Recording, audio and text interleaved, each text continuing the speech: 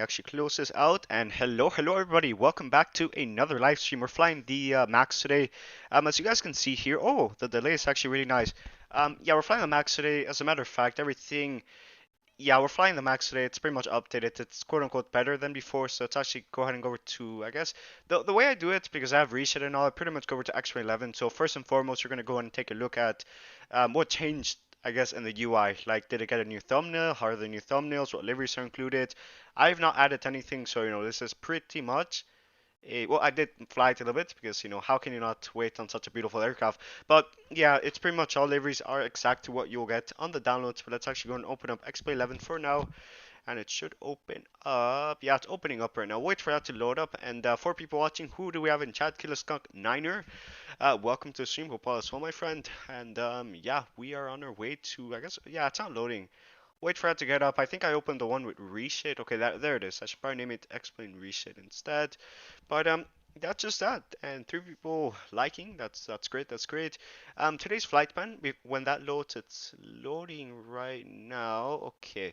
So I'm scared because it tells me cannot run in Vulkan, and that if I try to enable it, it might end up crashing. So let's actually go and click on done. I'll have to forward from that, and hopefully it does. Load now, but while that loads, once again, let's actually go and take a look at our route today. How's audio, by the way? 4 likes. Thank you. Yeah, our routing today pretty much takes us over Chicago. We have Tower Online, Chicago. We ever go from Iowa, Cedar Rapids, over Nebraska, Wyoming, and as you can see, the aircraft is here. It's not realistic at all because I pretty much loaded up before just to verify that the scenery and all works, because I believe we have Orsos for Jackson, and also Orsos for pretty much Chicago. Oh, what have we done? Okay, let's go and full screen on that once again. But yeah, routine looks good. Taking altitude of 32,000 feet. As far as I'm aware of, for flying the Max 8 today. That's the one that they've updated for now. And that's pretty much just that. What is this ping? It's probably him. Yeah, there he is. I'll check my DMs in just a second. As a matter of fact, I think I can check it via phone, so that's more secure because, I'm not gonna say anything, but I'm gonna keep my. I'm not gonna talk much. But as you can see, it told me I cannot start it with the Vulkan, so it's actually going to load up. So as you guys can go ahead and take a look at this, this is pretty much my hangar. We've got the Dreamlifter here. We've got like the 737s here, the A350, 1900. And I think we have that one there. And, yeah, the Concorde. But the thing that I'm here most excited about is this one. Um, the thumbnails definitely look a lot more different. It's not like what I normally do with my liveries. It's actually going to take a look at one. Where's the BEA? I think it's this one. Yeah, it's this one.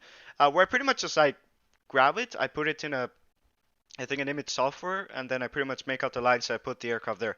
It's really nice. I believe if you join my Discord, I did post a paint kit for doing stuff like that. But back to the aircraft at hand. It's okay. That's not it. That's a default 737. That's definitely not the one that we're interested in. So I was saying the American. That is the one we're going to be flying today.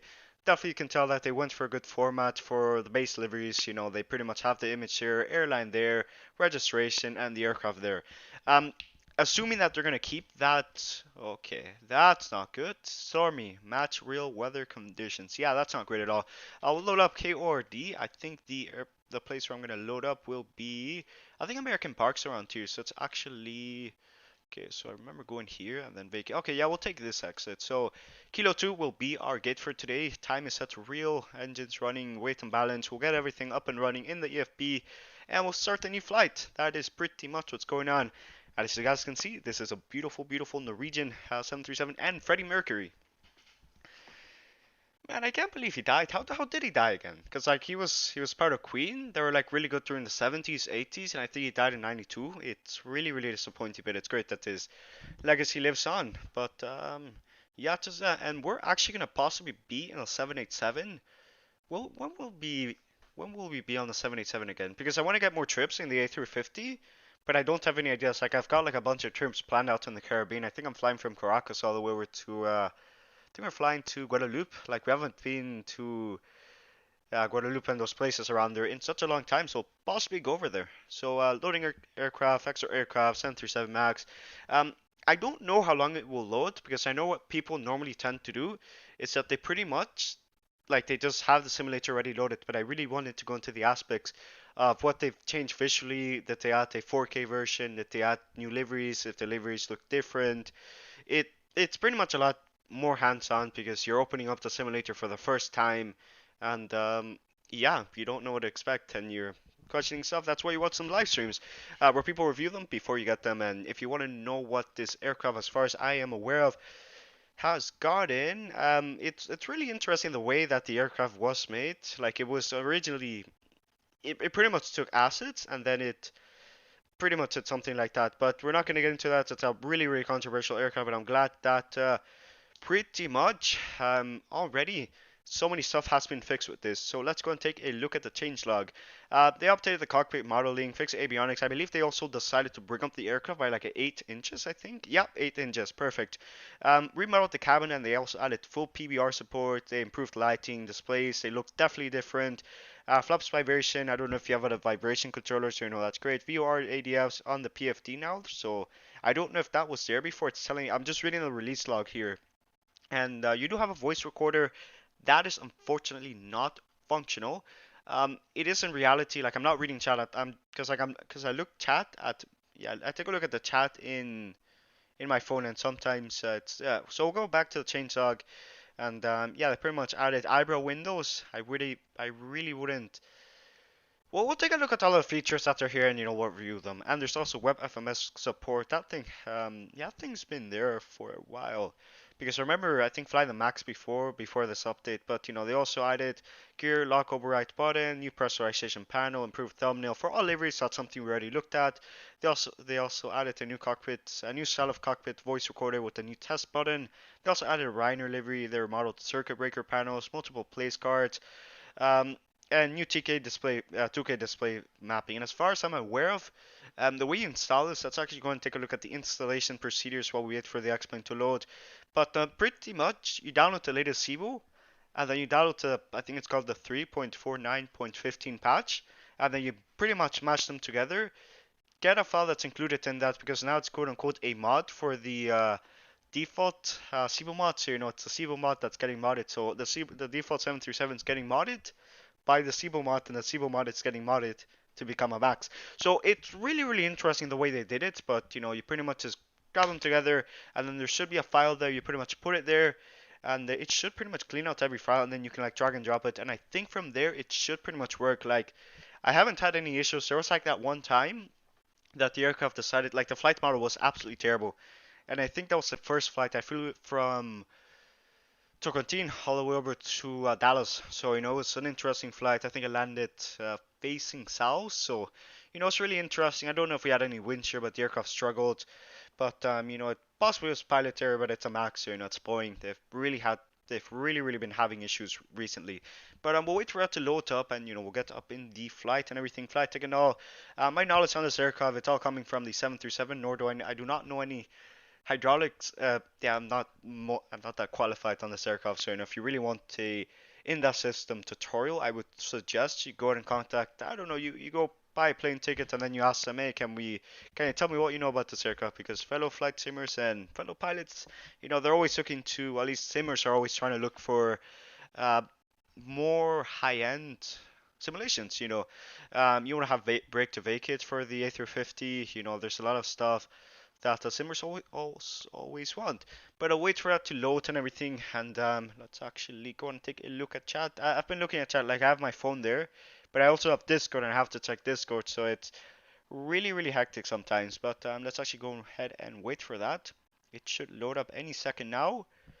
Done with preloading. Okay, I think it should be done, and yeah, it should be done any second now. Like the oh, did I tell you that we're going to be doing a walk around the aircraft? So we're going to be going down the cockpit, pretty much walking around the aircraft, checking the landing gear compartments. We're going to check if that's exactly 8 inches, and we're pretty much going to take a look at everything. I guess we're also going to deploy some slides just to verify that. Hey, I haven't seen I haven't. I think the only aircraft I've seen with slides was the A319 and the Flight Factory 777. I know now that they implement this, like who knows, maybe someone could take this asset, ask them for permission, and pretty much implement it in the base CBO mod. That would be great. Realistically speaking, you don't want to see that because you're supposed to be flying, not crashing. If you wanted to do that, you wouldn't be playing a plane simulator. But That's just that it's done with preloading. Should be any time now. And yeah, there's honestly a lot of stuff that they updated. They also added a bunch of liveries. Let me actually take a look at this. So they also fixed curved lines for the root. They also added an, I think they improved a tire. Okay, never mind.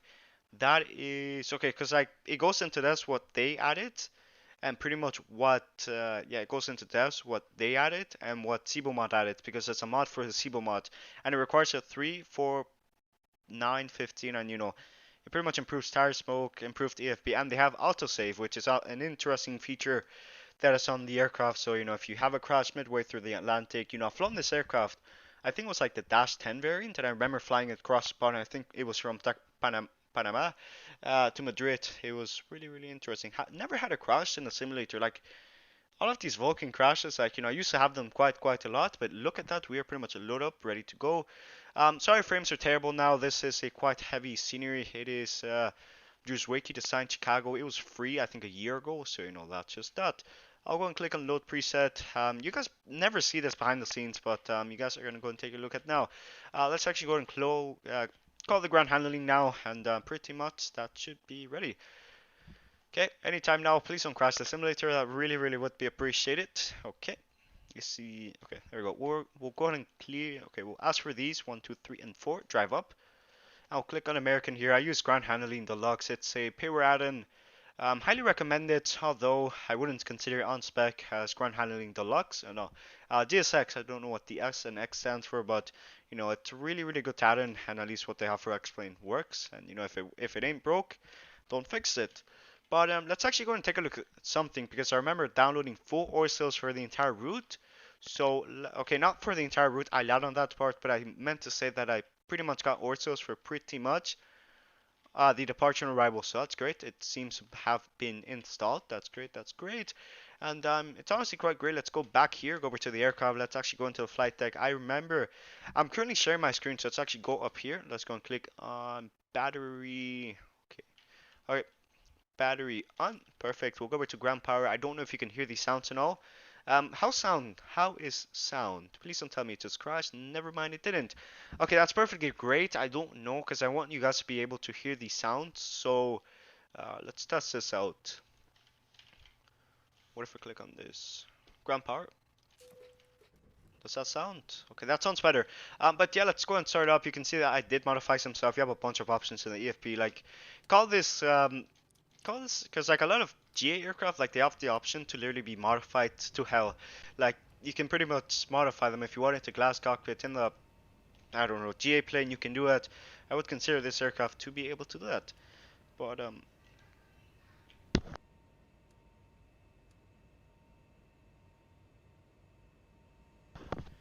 right, but pretty much everything looks good. We'll actually go and go over to doors and hatches. Turn these on. 1, 2, 3, and 4. I think the sound should be there. Tell me how sounds are at, because sounds is something that it is really, really important here.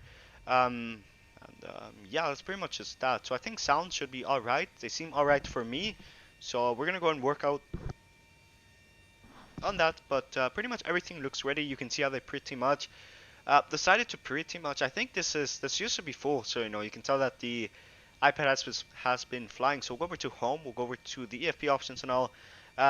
So this is pretty much a Sibo mod, but modded. You have this option, so if you really wanted to, you could give it eyebrow windows. I don't know why you would want to. It looks horrendous, if I have to be honest. But if you really wanted to, you can go and take a look at that. But I'm gonna go and leave it off for now. Don't like how it looks. I can assume that you guys saw. It's a new Max. The new Max is very nice. Yes, I 100% agree with you. But yeah, we'll turn on SATCOM, and we also have the option to EGT. So if you really wanted to, you can click on no, and you won't have the EGT indicator here. So let's actually click on yes, because I like to have it there. That's a good analog thing. And then you have flaps and everything, and they actually redid use up. Yeah, we're not doing eyebrows. Yeah. And you also have the ability. Let's go over to FMS. Yeah, you have this, but it's been there in a while. I'm gonna take a look at this. Oh yeah, the heads-up display. The heads-up display. Okay, it's not there yet, so let's actually go over to configuration and display. But Tim S, welcome to the stream. Hope all is well, my friend. And yeah, welcome. We're gonna go over to HUD. Yeah, heads-up display. So we're gonna click on yes for now. We're gonna go and click on home. And if you take a look at this, drum roll please. they have gotten I think a HUD that is accurate to the real thing as far as I am aware of. And they also have this with the which the basic Cibo mod does not. You know, it's pretty much just implementing that. Okay, this is a screen button. It's actually projected from this device, so you know it's really nice indeed. I don't think we're going to be using it. I'm more of a guy that likes to take a look at the screens instead, but you know, we'll definitely take a look at that. I believe frame rates should be an issue around here. Never mind. I think frames are actually behaving themselves. That's great. We'll go up here. What do we have? So APU and everything. Let's actually go and plan out the flight. That's enough. Um, how long until we align the IRS? Because I know we have to align the IRS. So let's actually go and click on system. 5 minutes. Test.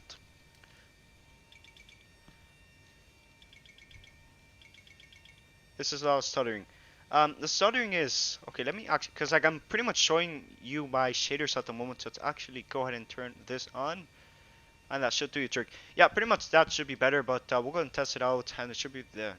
Should be better now. So pretty much that looks good. We'll do those tests. We'll actually go down here. What else do we have to do? Let's actually go and turn these on. These can come over to automatic for now. We'll turn this one to on. It's not like we're gonna have to chime them at all, but yeah, it should be better now. Like it should be better now. So let's actually go down here, test out the fire. The sounds are also read on. I can definitely tell you that. Definitely. Click on this. Looks good. Test this out. Also good. It's great indeed. Oh, as a matter of fact, we do have VATSIM, so it's actually going to connect to the network. I think it's only tower for now, so you know, realistically speaking, it's not like. Okay, let me end flight because I know it's gonna pretty much bug out like so. Okay, I left the trim wheel sound. It's from the default. Yeah, it's alright. Like it definitely sounded really weird because I was not sure. It sounded like a. We'll actually test it out in just a second. So it's actually going to take a look at the trim wheel.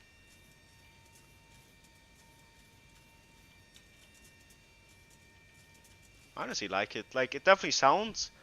The sounds are definitely, I would say, better. But I'm not a sound guy, so you would definitely have to add. You would definitely have to. I believe the APU sound, I think it's better than the Cibo. Okay, so when we pretty much start up the engines, I'm going to shut the actual F up so, you know, you guys can pretty much listen to the aircraft. But no, unfortunately, we do not have yeah, we do not have, yeah, we don't have tower online. So it's actually going to plan a new flight, go over to American 1475, that's our plane today. Plan a new flight. I'm using Volanta, so that's pretty much what I use for flight tracking and all. But we're not going to connect to the network. If you guys are flying along, you can go and join now. But let's actually go over to the FMS and all. But let's actually take a look at the exterior before we do anything. Let's actually go around here. As you guys can see, the it's not the CFM56, it's the LEAP 1B engines. These are the ones that power the Boeing 737 MAX. There are also, okay, what's a better view that we can do? So we'll go down here, we'll do this. I'm hoping that it does not stutter. You can see that the engines are really close to the ground, and I think they also modeled this. So you can see how they're partly above the wing. So that's honestly great that they have that implemented. So let's actually go over to that. Let's go and take a look at the landing gear compartment. It looks alright. Like normally you're not going to be around here, so you know, realistically speaking, you only have to add detail where it needs because you're possibly going to be the entire flight here and the flight deck. Speed brake, sound, recall, APU, hydraulics, a battery, tower, parking brake. Alright. I'm guessing that's a change lock, but let's actually go over to the flight plan and everything. Go over to Avi tab, open up charts, milk run, K or D, K jack, go over to that. Let me hydrate real quick. Damn, give me 1 second.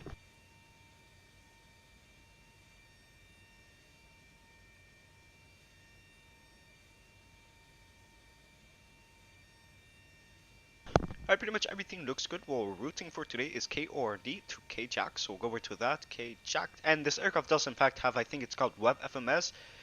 The way that thing works is that you pretty much open up on your phone and then you can type it in via your phone. You know, it's definitely alright if you don't want to pay $700 for something that's definitely overpriced, because I know Hispa panel, you know, they definitely have a great price indeed. I think it's like, how much is it? It's like, how much is it? So I think runway 4 today, I think we're going to be taking ILS, well not the ILS, I think we're taking 28 right for departure. I think the frame should die any second now, so that's great. We're taking 28 right for departure, 28 right, okay perfect, 28 right for departure. Radar vectors to a waypoint, should be right in front of us, so it's not like the times that we departed here and we pretty much had to fly out, do like an entire U-turn, because I believe the last time we departed here was the 747, but it really was not that relevant for that, since, you know, realistically speaking, it really wasn't that big of an issue, since, you know, we pretty much just departed. We had some issues, I think, with the autopilot.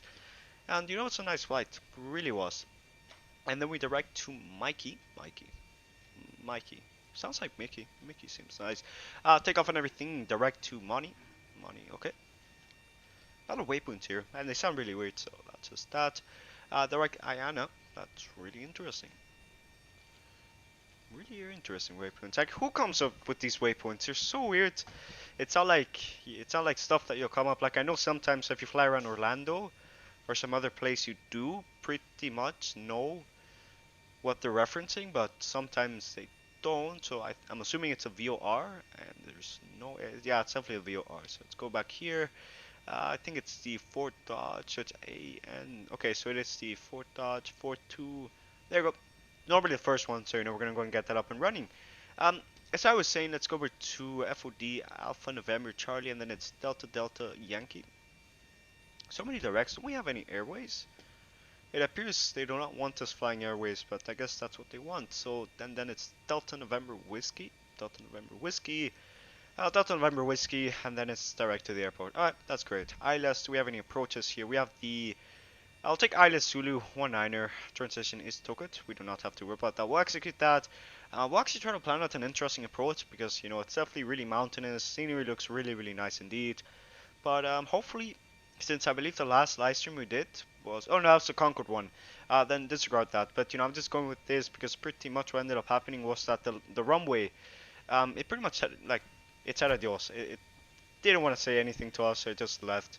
So we'll go over here. We'll go over to block fuel. Go over set that to 90. I'm pretty sure. Okay, never mind. We're gonna have to set that to 90.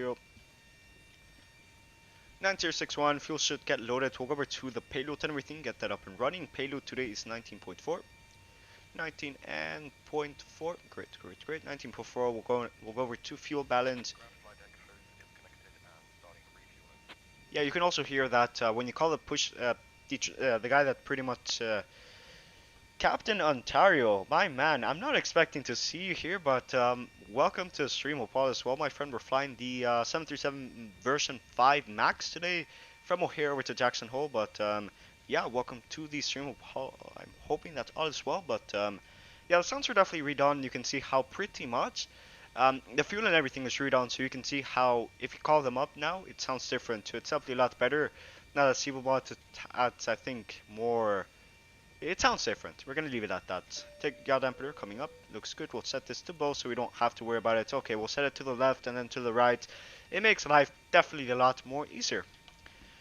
Cruising altitude for today is flight level 320. I think our arrival airport. Let's actually go and input this around here. Go over to this chart. Airport. There it is. Airports. K-Jack.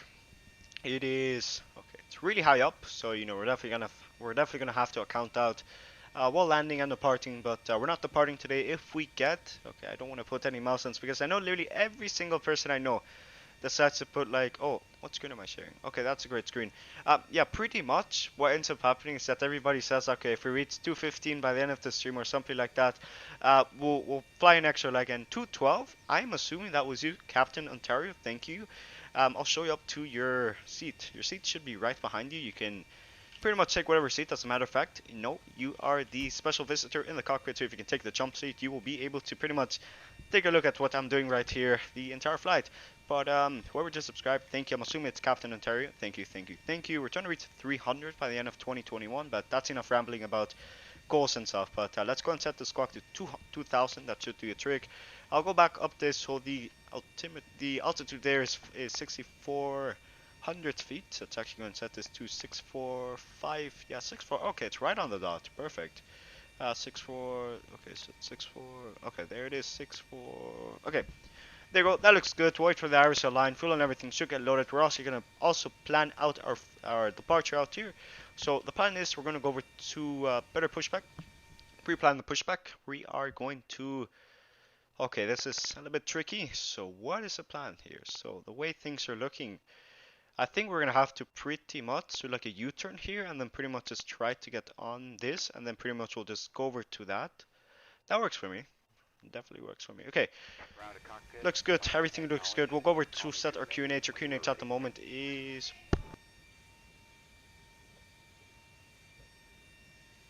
QNH today is what's your QNH looking like? QNH weather information is 3012. It's really high.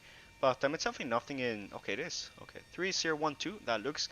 And we also have the QNH linked, so if you really wanted to, you can actually link it, so you don't have to worry about it. Okay, so we already inputted it on the captain's site. Let's go and pretty much go all the way over there, then input it here. You can already modify it by a single one, so it's really, really great. Really makes, I guess, piloting a lot more easier since you don't have to focus on the first officer stuff. But pretty much our departure for today. Flying runway heading, and then we direct to waypoint. It's quite simple.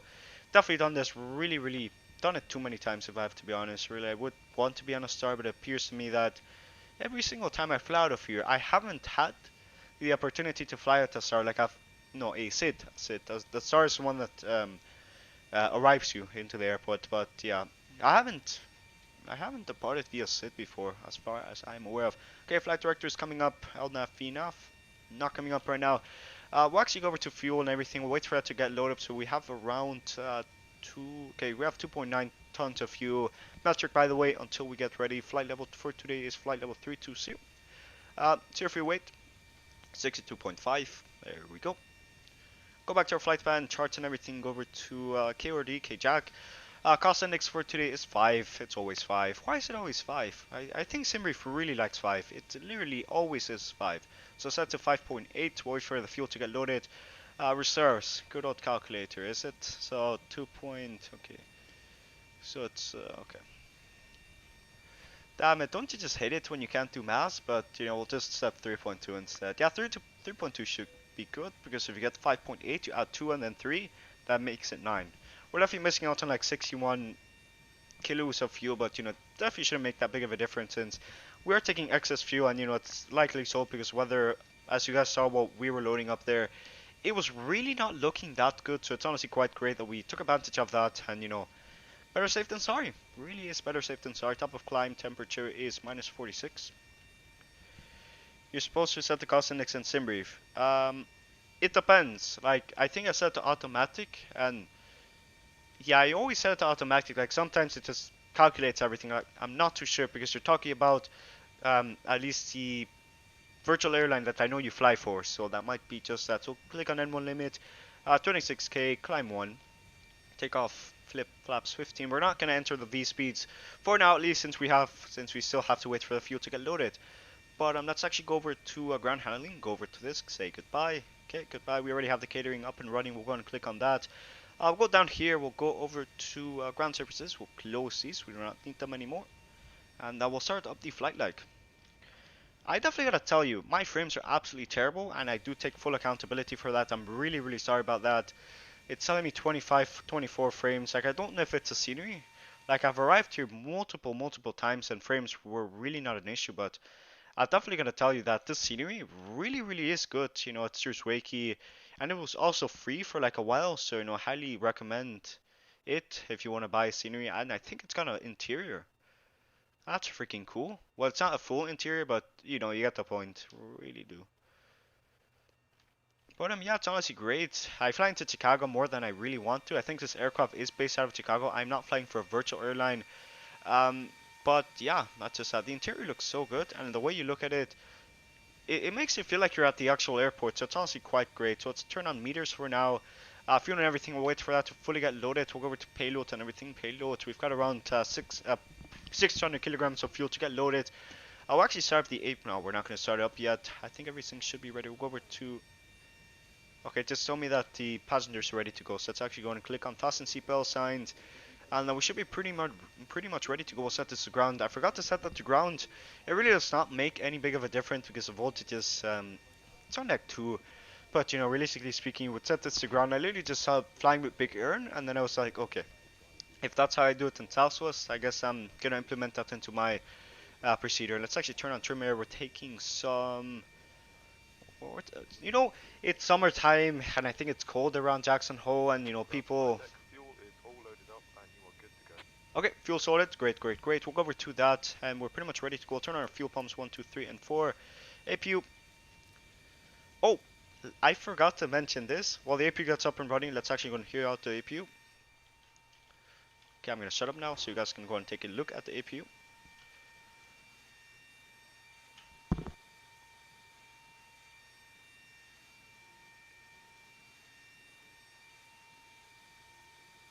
Is the APU not starting up? It should be starting up. Yeah, EGT, it really takes its time to start up. I really don't like that at all. We're going to click on better pushback. Ground to cockpit. Wait for it to get loaded. We'll go over to ground surfaces. We'll go and click on this off. And pretty much we should be ready to go. GPU, remove chocks, ASU. Okay, it should be starting up now, so that's great. Why is the APU not starting up? Ah, there it is.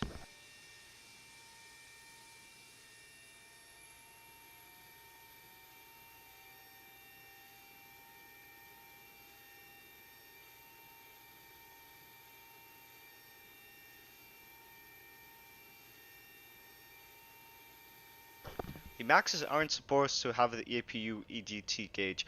Alright, we'll remove that then. I don't know, I find it a lot easier. I'm not too familiar with it. Like, I fly the 787, so I'm pretty much used to checking the MFD and trying to find the APU here, but as far as I'm aware of, I don't know how to look at it. Like, I'm normally used to taking a look at the EGT gauge, but it's pretty much ready to go. 1 and 2, looks good. Lower lights, now we don't need that. Steady lights, anti-collision lights, that should go off. We'll go to ground surfaces, let's go and kill it. Let's go over to ground surfaces, APU, GPU coming off. Set this to ground power, APU generator, looks good, looks good. We'll go and click on, we'll turn these off and we'll turn this one on. We're pretty much getting ready to start up our engines. And we'll actually go ahead and, what do we do now? Okay, so guys, connecting the tug, so let's actually go over to that. I think it's the FMS RL, not simulated. Okay, let's hope that they implement that. You know, it really would be great. You know, you're always trying to pretty much one up your flight simming experience. So it's actually going to trim out the aircraft. So 5. Connected and bypass pin inserted.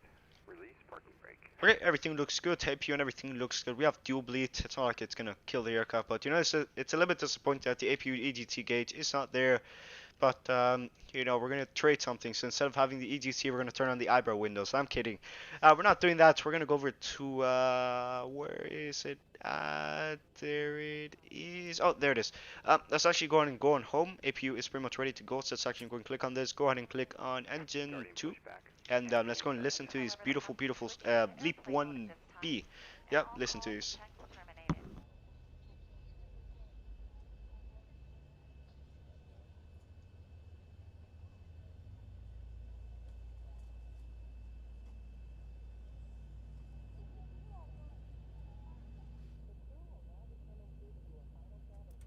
We'll be back after takeoff with more information about our flight.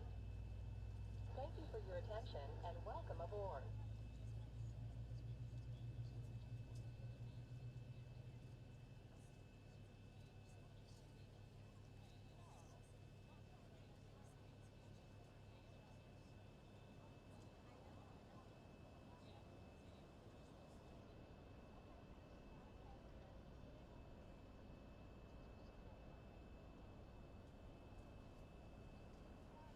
Okay, that looks like a clean startup. I'm not too sure about why the engines are literally, like, I can't hear them that well because pretty much the engine should have started up and, you know, engine 1 is pretty much ready to go.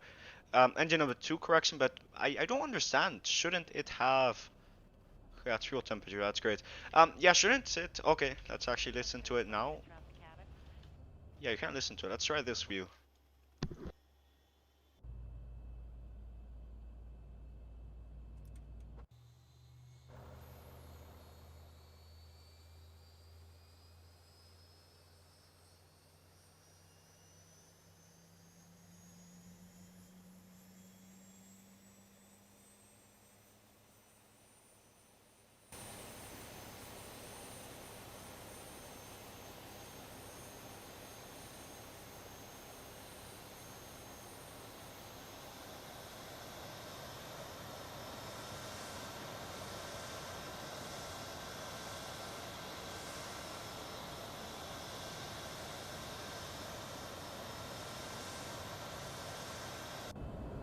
Well, I'm really, really disappointed in the engine start. You know, I was definitely expecting it to be a little bit more intense. Like, you know, I was definitely expecting something a lot bigger, but, you know, we're going to turn off the APU for now, turn that off. What do we have? So it's actually going to turn this over to standby power, and I think everything looks good. We'll actually go and lower the flaps. We'll take a look at the chat any second now. Bro, you aren't supposed to wait 24 and 2. No, I know. Like, I pretty much set them around 15%, but, you know, for the entire event to like at least you guys be able to at least listen to the engines. That's why I did that. But yeah, that's just that. You normally set them around 15%. That's what I normally do. But I'll set to flaps 15 for today. I normally set 15 as my standard, and it pretty much works for me. And you know, we get up in the air, so it's honestly quite great. And yeah, pretty much that's just that. Max engines take a look. Max engines take a bit longer since there is a monitoring phase. Yeah, that's there. It's honestly great that they implemented that. I remember it being implemented before this entire thing, but you can pretty much see at the screens they definitely look redone. Operation complete. This Set looks parking great. brake. You don't have a gauge there, so it's honestly also great. The parking brake also looks Disconnecting tow. really good. Stand by. I'll go over to center tanks, turn these on. 1 and 2. Looks good. Yeah, it's definitely a work in progress. We'll turn that over to that. Let's actually go and click on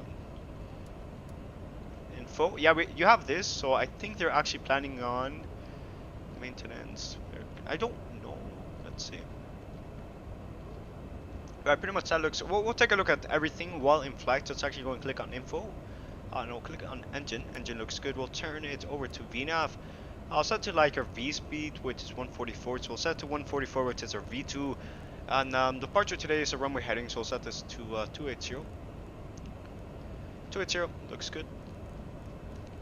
Tow is disconnected and bypass pin has been removed.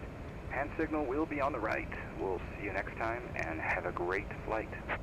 Okay, everything looks good. There was a clean start. Flaps are set. Auto brake set to RTO. I think the spoilers by default, because I set it to that, it tells me do not arm. Well, that's at least on Cibo, so I'm not taking the red sign, and you know they definitely. I think when you set the RTO, it automatically arms the aircraft, so you know if you set it to RTO, it knows that it's gonna have to deploy the speed brakes there. But pretty much everything looks good. Flaps are down. We're gonna wait for the bypass pin, which he has just shown us. I'll turn on the taxi lights, kill the parking brake, and pretty much give her some power. And we're on our way. Let's actually go and take a look at some charts, since you know it is KRD. I've flown into this airport quite a lot of times, but you know it is an easy aircraft to get. Not an aircraft, but it is easy airport to get lost around. So let's actually go over to airport diagram. Let's actually go ahead and take a look at this. So we'll take Alpha 19 from Bravo. So Alpha 19 to Bravo, Bravo have Victor, and then from Victor we'll go over to Yankee, and then from Yankee we'll pretty much just take off. It's really that simple. We're actually gonna go and take a right on this, so pretty much get up and running. So pretty much we have our taxi planned out. So you know, pretty much I think it was like Alpha 20, Bravo, Bravo, Victor, Victor, Yankee. So that's pretty much our taxi for today. Gonna get out of this apron. Definitely gonna take off in around. How long do we have until takeoff? We're definitely taxiing. Everything looks good.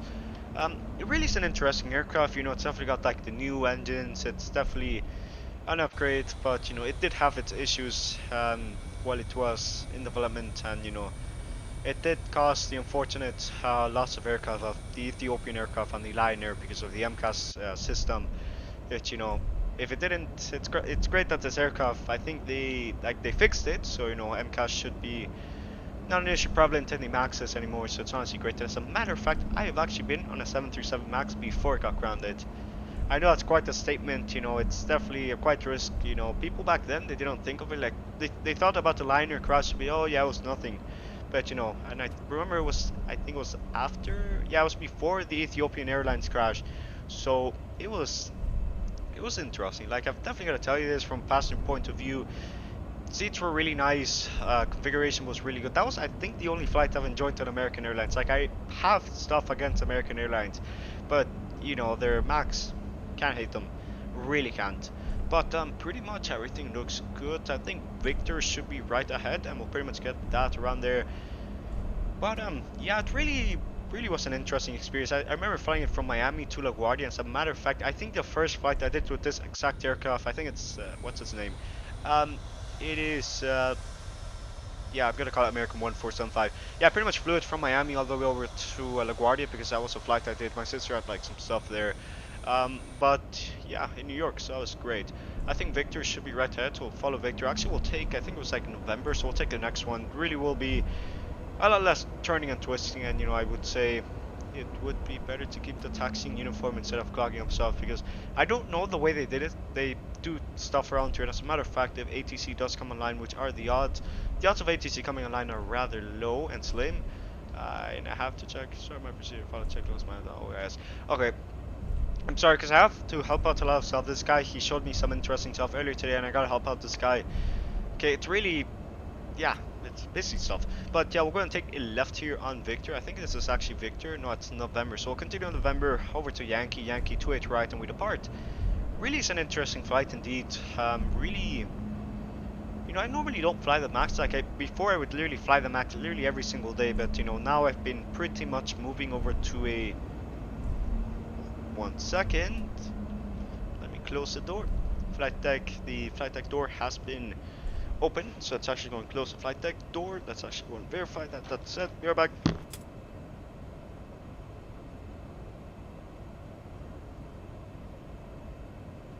Alright, I'm back. So pretty much everything looks good. I just had to close the flight deck door. Don't worry about it. And pretty much what do we have now? So we're going to continue on November. Let's actually go ahead and stop here. We're definitely blocking up some traffic. Not that there is any traffic. Air traffic control is not online, so you know we're not on VATSIM today. It really is a little bit disappointing, but you know, definitely in the next one we will be on VATSIM. Really will be an interesting trip to say the least. What's the next trip? So the next trip is on Thursday. Tomorrow I'm out because I'm headed up to see a rocket launch. You know, I'm headed up to see a rocket launch in Cape Canaveral. It really will be nice. Really will. I think it's the Atlas one, and they're setting it up with like the new Boeing capsule, so it's honestly great because they have a bunch of stuff planned out. With like the Artemis and all, really will be nice. So we're going to click on this, get it right around it here, pretend that this is our, what can we do? So set it to like so. There you go. That's our airport navigation system. I don't know what they call it on the Airbus. OANS, onboard airport navigation system. There we go. Pretty much, I think Yankee should be right ahead, so we'll pretty much get ready for that. Taxi lights and everything looks good. Cabin is not advised, so advise them when we're pretty much ready to go. And my friend's playing Destiny 2, that's great. Everything looks good. Squawk is 2000. The part 2 looks good. Breathe and everything looks also good. Engines are running. Looks good. And yeah, pretty much we are about to go on. The stream is running. That's great. I think it's lagging a little bit, but it really shouldn't be that big of an issue. But Yankee is pretty much right ahead, so you know, take a left. We're not flying a VATSIM, but you know, we'll make the call out. You know, realism, guys, realism. Go back up here, go over to takeoff lights 1, 2, 3, and this one over to steady. And now we're going to go ahead and take a turn right on here. I think last time I did turn here and I pretty much missed the runway. So let me actually. Okay, never mind. We're fine. We are definitely fine. Alright, pretty much everything looks good, and 28 right should be right ahead. And we're pretty much ready to go. Cabin should be advised that we're about to depart, so it's actually going to ping them in the back. Okay, yeah, attend. Right, that's great. So pretty much get your togas in the chat. We are actually headed out of here, and pretty much we're on our way. We're on our way. So pretty much 144 auto throttle is armed. Great. And yeah, we're definitely on our way. I think the runway heading is not accurate at all, so it's actually tried to get something that is more accurate. So it's actually tried to get something like so. 275. Yeah, 275 looks good. So we'll go and hold this down, hold down the brakes, get pretty much fully aligned, and yeah, get your togas in the chat. So pretty much 3, 2, and 1. Toga. Speed is building. Great.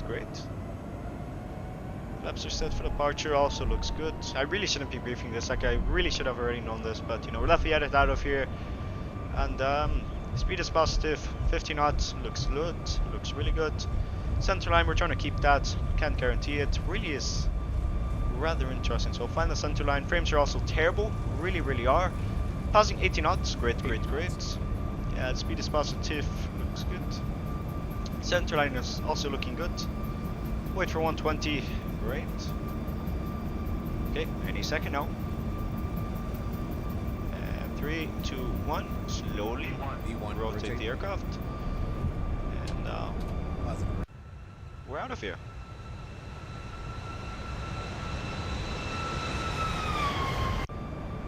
We're out of here. Let's actually stop bringing up the nose too high. I did learn something else. If the aircraft is too loaded, it really does have struggle climbing, so let's actually try to follow the flight director for now Really is interesting the way you fly out this aircraft, but we'll do this nice flyby. I love this, really loved it. I'll go and try to climb out now that we have more potential. Go and follow the crosshair here. Looks good. Flight out 275, execute, climb, and pretty much autopilot's online.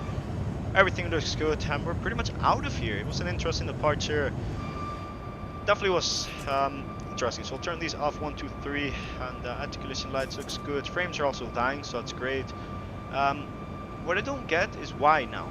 Like the frames were okay before, but now they're dying. So it's really, really interesting something, and something that we're gonna definitely try to figure out hopefully soon, trademark. We're gonna turn this off. Everything looks good. Climb is positive. Everything looks good. We'll actually direct to our face waypoint, which is this. So direct to Mikey. Execute. So we'll go over to LNAV, VNAV, and yeah, rip lag, rip frames, really rip frames. But yeah, pretty much we're headed in the right direction. Departed out here. We'll try to do a nice little. What's a nice view we can do? So we'll do. What is a nice view we can do? We'll do. Yeah, I gotta say the orso quality, like it's definitely low resolution, but it pretty much gets the job done, if I have to be honest. But you know, we're definitely out of here, and frames are also dying. So, yeah, really sorry about that. Really am. What's this ping? What's this ping? It's free. Oh, it's definitely this guy updating some stuff. Sure. Yeah. Power set, my man. Welcome to the damn stream. Hope all is well, my friend. Long time no see. Hey, also Max at Walter White and myself. Super, like, absolutely a nice job. Like, the engines look absolutely great. The cockpit looks great.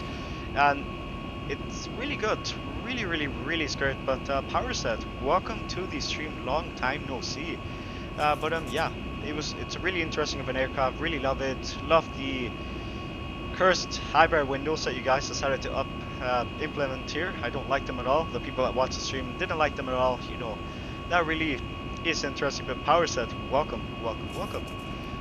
Range and everything looks good. Climb rate is positive, also looks good as well. But yeah, power set, welcome to the stream. Really loving it. It's definitely better than the old one. The old one would definitely not fly flight plan. It pretty much, if the moment I wanted to direct something, the aircraft would pretty much just like fly in a heading. It was definitely a lot boggier back then, but you know, great job on this one. Really appreciate what you did, what you and Walter White and his team did to this community to at least help out to at least bring such a nice aircraft to the community. It really is a gift to the community. But yeah, we're out of here. Climb rate is pretty looking nice, so pretty much we've got 3 hours. No way, it's 3 hours. It's telling me that we've got around 4 hours until we land. I've been really busy working the dilemma, so I don't have time to remove the eyebrow windows. Yeah, I know, but you know, people did think it's a little bit cursed, and I'm a little bit sorry that the frames are also dying. Please stand by that. Frames are really terrible, but you know, I'm glad that you put a lot of effort into this aircraft. But what is funny, what's funny is the max. It's just me and your team. It's the max. It's just me and Walter. So no other team. So it's pretty much you and you. So it's pretty much you and Walter. Damn, that's really ambitious. Like, I can't believe, I don't know why I said ambitious, but you know, it is really a great job. Like, for you, like for two people to literally just work on such a damn great aircraft and release it for free. I don't get how you do it. How do you guys make money? That's my question, because you know, it's freeware. It's honestly really great. I don't know if it's really great, but yeah, it really is an interesting aircraft. But as you guys can take a look at, the frames are looking really bad. I think they're back now.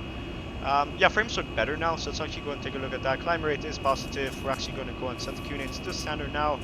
Clearing these clouds, it really looks really nice. So let's actually go and go over to landing lights off. I popped in for a sec because I have work right now. Yeah, no worries, man. Keep on doing what you're doing. You're doing a great job, man. Really appreciate what you do. But yeah, welcome. Actually, let's actually go and take a look at the heads-up display. Heads-up display looks really nice. Like, looks semi-default. Like, it is a bit pixelated on some edges, but you know, it's pretty much from a damn projector, so it is really great. And I wonder if you could actually implement this in the basic SIBO mod, since it really would be great if you could get that there. But I have to go. Good luck. I came to say hi in a bit chat. Nice Nice flight. Enjoy the version 5. Yeah, man. I really, really appreciate what you did. But yeah, I'll see you. See you, power set. Possibly good. Okay, there you go. Yeah, possibly. I'm possibly about to get pinged by a friend of mine, but not just that. So, pretty much flight plan and everything. It's telling me 3 hours until we land. The flight plan told me 2 hours and 30 minutes until we land. Frame rates are also looking really, really terrible indeed. So, what do we do? What shall we do? So let's actually go over to that. Click on that. Yeah, frame rates are terrible. Oh, someone friended me. Oh, it's Chris Simulation. That's great. What does this guy want? Chris Simulation.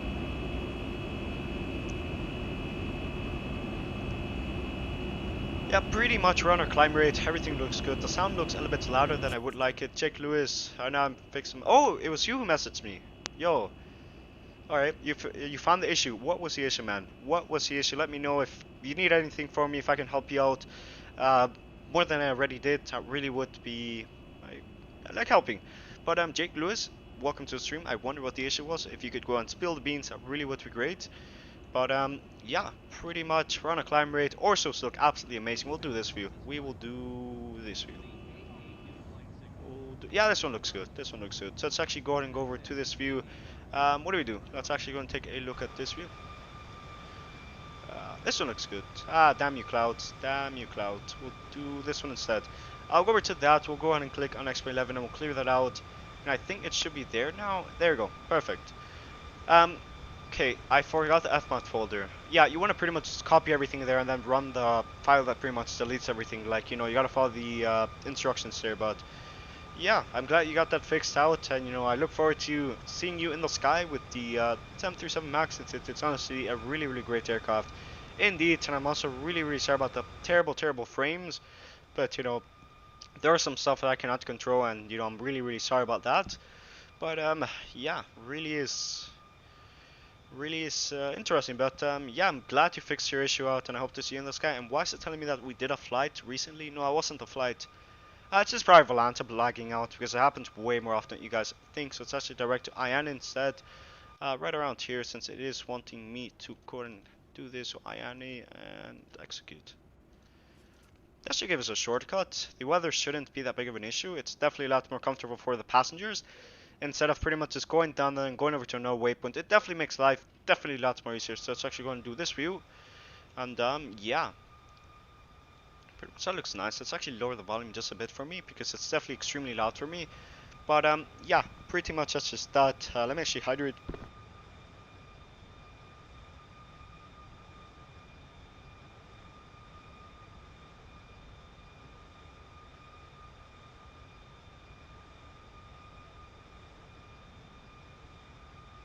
Yeah, I have zero freaking clue why the frames are so damn terrible. I'm 100% sure it's my damn internet provider. See, where I live, they have a massive monopoly here, PowerSet. If you need some help on the aircraft house, it might be. Yeah, Tim S. He works on the Sparky 747, and he also works on the. Well, he can tell you since he has a really, really nice reputation in the flight sim community, and you know, he has helped out with a bunch of projects. But you know, I'm sure that he would want to help out. But yeah, Tim, tell him. Okay, let's actually go ahead and go back into cockpit. It really was an interesting departure. Let's go down here. Pretty much looks nice. So let's actually go ahead and take a look at the. What's a view we can do? We'll do this. Okay, I think our orso ends here, so you can pretty much see a nice line. And I love how the transition is. Like, it definitely does fit in with the area, with like the default autogen, but you know, you are missing a little bit of stuff. Like, you know, it definitely is a little bit. You're not having that many buildings. Like, it's just a default autogen, and you know, it does get repetitive. That's why you download orsos, and that's why you buy extra hard drive spaces. That's what happens. But if you really want to take a look at the transition, you can actually go and take a look at that. Frames are back, so that's great. We'll actually go back to. Okay, because if I take a look at that, it's not showing it accurately, so it's actually going to turn that on. But yeah, as I was saying, you guys pretty much take a look at that down there. You can pretty much see how the highway transitions into that. But you know, it definitely is really, really interesting of an aircraft. To fly, really love it. Highly recommend you check out PowerSet and his team, and we'll definitely see more of the Max on this channel. Really will. Really highly recommend it. Really do. But yeah, let's actually go and go back into default view because the screen capture has this weird bug where it pretty much, okay, we'll do that instead, that works better. Yeah, pretty much it bugs out, and then you guys can take a look at what I'm seeing with like my shaders and stuff, and you know, it's a massive bummer since you cannot take a look at that. Okay, fuel tanks are off. Yeah, it's a massive bummer because you can't take a look at pretty much the main tanks. No, oh, not the main tanks. Yeah, you can pretty much take a look at the graphics that I have, which are honestly really, really great in my opinion. Join the Discord, highly recommend you join that. You can pretty much get access to, I guess, a paint kit that I made once if you're into liveries and stuff. And VNAV came off, that's great. Okay, VNAV coming back online, speed and everything looks good. We'll actually tell them that we are going to be leveling off in just a second. But yeah, I highly recommend you join my Discord. It's really active, it's rather hectic sometimes, you know. Definitely got 2 mods for apps. You know, we wouldn't have gotten 2 mods for no reason if that was the case. But yeah, I honestly loved it. I think these textures are custom. They definitely look a lot more different. You can see how the screens also look different. You can see like they reflect more, and it's also really great. Oh, it's even functional. So if you really wanted to, you can enter the waypoints. Not the waypoints there. You can enter your position there. So that's great. Thanks to my bot. Yeah, literally. Yeah, Tim. Highly appreciate that, man. It's great that you're getting into the bot development. You know, it can definitely open up some opportunities in the future because I have the Mi 6 and what he pretty much does, or it, whatever I said he, and I don't really freaking care because we live in 2021. But yeah, pretty much they decided to cut out. So if you want the bot to ping your server, um, oh, to your YouTube channel, you have to pay them like $8. You know, I find that like, you know, it's only $8, but it's per month, and then I'm not canceling my Netflix subscription for a Discord bot, and it's the same reason why I'm not canceling it for navigation data. You know, buy it once, and you don't have to worry about it anymore. But you know, it really is an interesting. You know, it can pretty much, I guess, launch your career in, I guess, bot development. You know, it definitely is a side project from what you're normally used to. I guess, as far as I'm aware of like explain stuff, and you know, explain stuff I believe can get repetitive, but yeah, it's just that. And they want me to learn C++. I'll probably get learning that later today or some other time. I don't know, because yeah, it's just that. Okay, passing 240, we've got around 8,000 feet until we reach our top of climb, which looks great. We'll turn on is weather radar on? Okay, weather radar. Okay, we'll click on terrain and everything, but I am assuming that the guy that just subscribed to the channel was who was the person that just subscribed to the channel? Was it Captain Ontario? Yeah, it was Captain Ontario. Alright, that's great. 9 likes, guys. Can we reach 10? 10 would be a nice milestone. But yeah, pretty much that's just that. And yeah, pretty much let's go and click on. You have an M1 selector and you have. Okay, so does that really affect it? I've never really played around with this. Like, never in my entire flight time have I played around with that. Never. Literally never, but that's great. We'll set to automatic, and I guess that works for now. And range and everything looks good. Top of climb and everything. I think you're gonna have either weather or terrain radar at one. Yeah, I know. I know. But you know, we have some weather here. So if I turn it off and then I click on weather radar, it does not show up any clouds. There's an entire argument. Well, I wouldn't call it an argument. It's pretty much more or less a civil discussion about which simulator is better, XPLANE-11 or P3D or Prepared 3D, whatever you want to call it. But yeah, it's definitely an interesting aircraft to say the least. I also really like it. Love the super big screens. It's not really what you see on the 787. You know, I got into the 787 and you know, first thing I thought of, oh yeah, this looks so much like the Max. And I also love, don't know if these screens are custom at all, but they look really nice. Really do. Really do. Although this is a little bit low res, but you know, really doesn't matter at all since you know you're up here. It's not like it's the same reason why XPLANE, obviously. Yeah, we're not gonna get into that argument at all, but you know, they both have their pros and cons. You have a high quality 777 for you have a high quality 777 for I think it's prepared 3D. Yeah, the only 777 that you have for pretty much yeah, the only 777 you have for I think as far as I'm aware for the XPLANE-11 is the flight factor, which you know it's really terrible as far as I'm aware of. But you know they both have their pros and cons. Really gotta say that about that. Heavy turbulence here. Why is it always that I fly around the northwest? It's really so heavy on turbulence. Like I don't get this at all. Like I can fly from Atlanta all the way down to Miami, and then the aircraft won't have like it won't shake. You know you could put a cup of tea there, and it's not gonna spill. Like not a single droplet of tea is gonna spill. But here.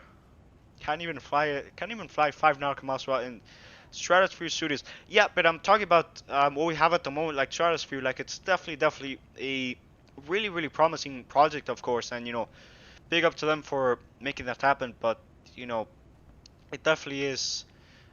Yeah, I'm just talking about what we have right now, but Stratosphere, it's really great. I'm glad I contributed to that project, believe it or not. I decided to go into GIMP and then make them the fuel line, and they wanted me to make some dots, but Substance absolutely killed it, so they pretty much went with the no dot variant. And as far as I'm aware of, the 777s, they do not have that, so it's realistic, so it's great. I'm gonna have some of my content on a absolutely amazing 777, but oh my god, this turbulence quite heavy. I hate it. How literally every single time I fly around the northwest, the damn turbulence decides to come online. I really do. Really hate it. But it's 7:03 p.m. I think we've gotten some person to join the Discord. Is that power set? Is it? Oh, it's Jake. Alright. Jake, welcome to the Discord server. Hope all is well, my friend. Don't know if you're watching right now, but yeah, welcome. Okay, Jake. Yeah, pretty much. I'm not gonna check my Discord right now, but I figured out how to make manipulators like I've been doing a bunch. I don't know what that means. It's like stuff that you code, and then it pretty much manipulates stuff. So if you say, if I'm not a coder, so I'm not gonna say anything. Like I'm just going off by some stuff that I did in like 6th grade or 7th grade. But yeah, it's great for you. Like I think, are you gonna be helping out Dino to code his 747? What's the engine called? Oh, the RB211. So are you gonna be helping him out because I think he's got it. I'm always in the background. Yeah, I don't know, man. I really don't. But yeah, pretty much our climb rate looks okay. Rather bumpy up here. I don't think. What's the weather report looking like? We'll go over to toggle tablet, but yeah, we'll go over to that. Go over to KRD. Okay, that's not it. I think it's gonna tell it when at the exact Zulu time. So it sounds great that we have an accurate weather forecast. What do we have? 320, 36 knots. Yeah, it's not looking good. Manipulators are done in Blender, so I had to learn how to use Blender, and learning how to animate as well. Yeah, I remember that one week that I decided to get super motivated in Blender, and I pretty much ate like a car animation, a donut, and I think I made something else, but I cannot remember. Really was interesting what I made there. It was like a car animation, took some assets and learned how to animate the car scene. It was really nice. Really recommend the tutorial. If you want, I'll send it over if you're into animation and stuff, and learn about keyframes. And yeah, really bumpy up here. Let's turn on weather radar. Is there a way that I can go down here and turn it on? And of course, see, this is something that people always comment on, and they have the right to comment on it, because pretty much this is not functional. Like I think like the A350, if you go over to the surveillance page, it is there, but they don't have that there. But maybe you don't know. Maybe the 737 will be at least this aircraft will be the only one with working weather radar. I think the Flight Factory 757 and 76 have it, but I'm not too familiar about that. So don't take my word on that. 1,000 to go. Great. We're gonna click on that and system. System and execute. Yeah, you pretty much have this. Let's actually going to take a look at that now. So pretty much you have onboard maintenance, you have line maintenance, inbound. Some of these do work. I don't know how much is there. Like you can pretty much add power set. No, not add power set. Yeah, I can pretty much ask power set, and he should be able to give you an answer because he is part of the development team. Well, he and Walter White are the development team, so it's not like it's just that. But it's honestly great. You have a bunch of stuff. I don't think I can click on this, but it's great that they have this implemented. It shows that they're definitely not dropping support on this aircraft, and it's really great. Really is great. Fault guidance and everything looks also good. And you also have the ability to change the password and all. That's great. Really. Oh, and you have ACARs, but we'll take a look at that too. Yeah, I'll take a look at that soon, trademark. Sorry about that. Don't know, a lot of gases coming up.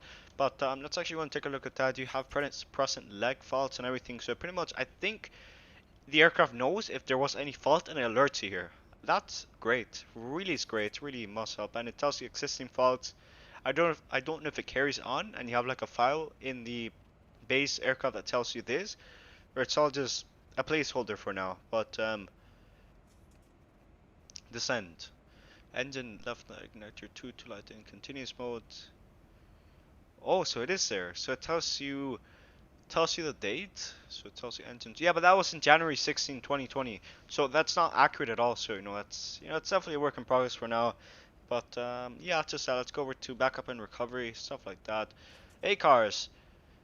You pretty much have the option to do 8 cars. Don't have that. They really don't have it implemented yet. But if you really wanted to, you could pretty much. As far as I'm aware, if they could implement that, then it would be great. Because now we have to fill out a form. It would be awesome because I could work with love cars. Because now we have to fill out the form. You what? Because what do you mean?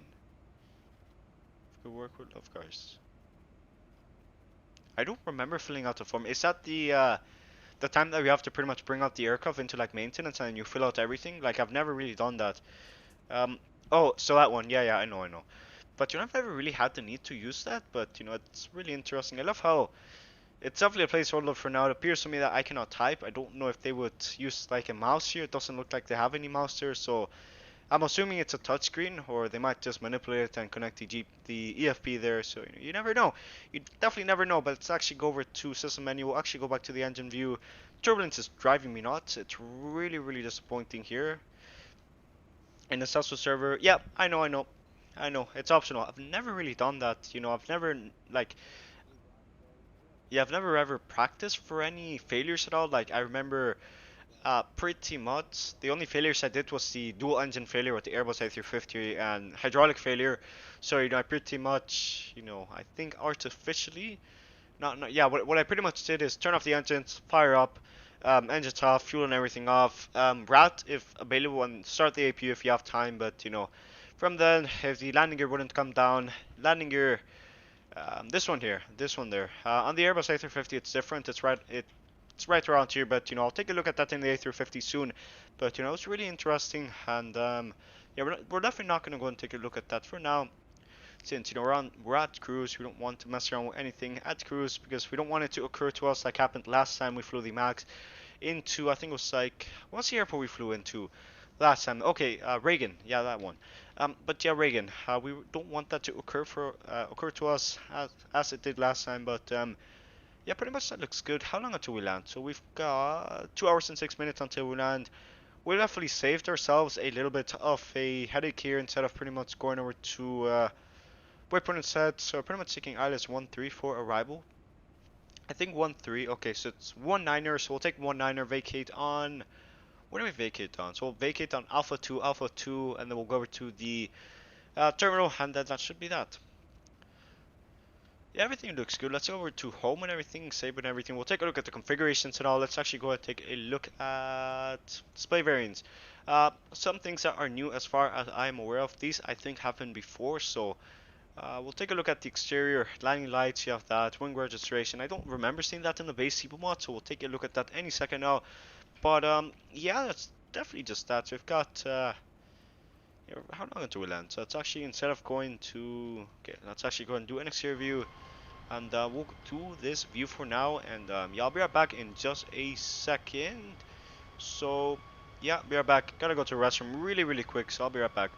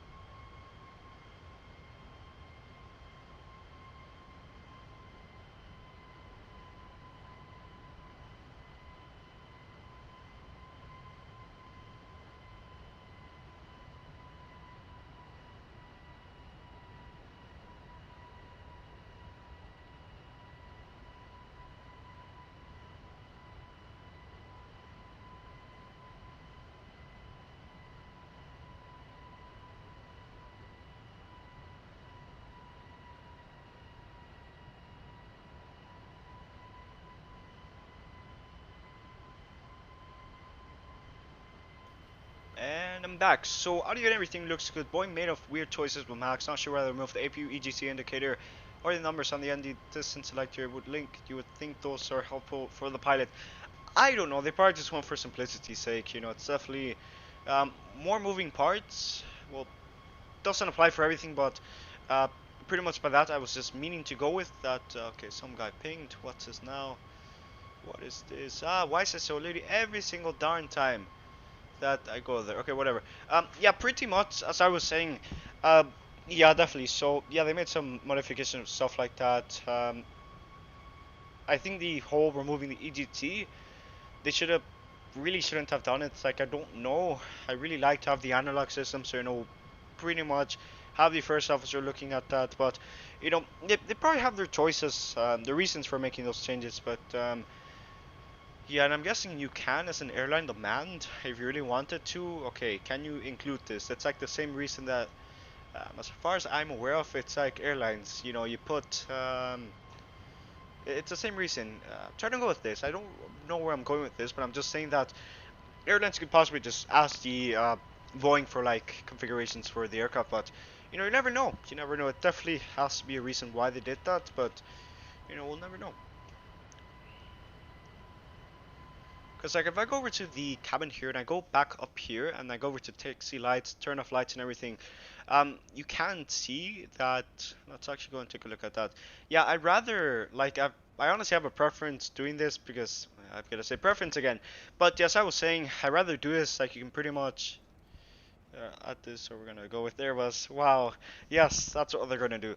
But you're pretty much gonna be turning that and looking at the screen at the same time. So you know, realistically speaking, wouldn't you want to turn it and then still be able to look at what range you have there? So it definitely is really, it's really nice. But the APU EGT indicator, I don't know, man. Really have to. I love this new digital pressurization panel. Really love it. You know, it really is more modern, of course, but don't understand why they removed it. And you know, sticking with this here, and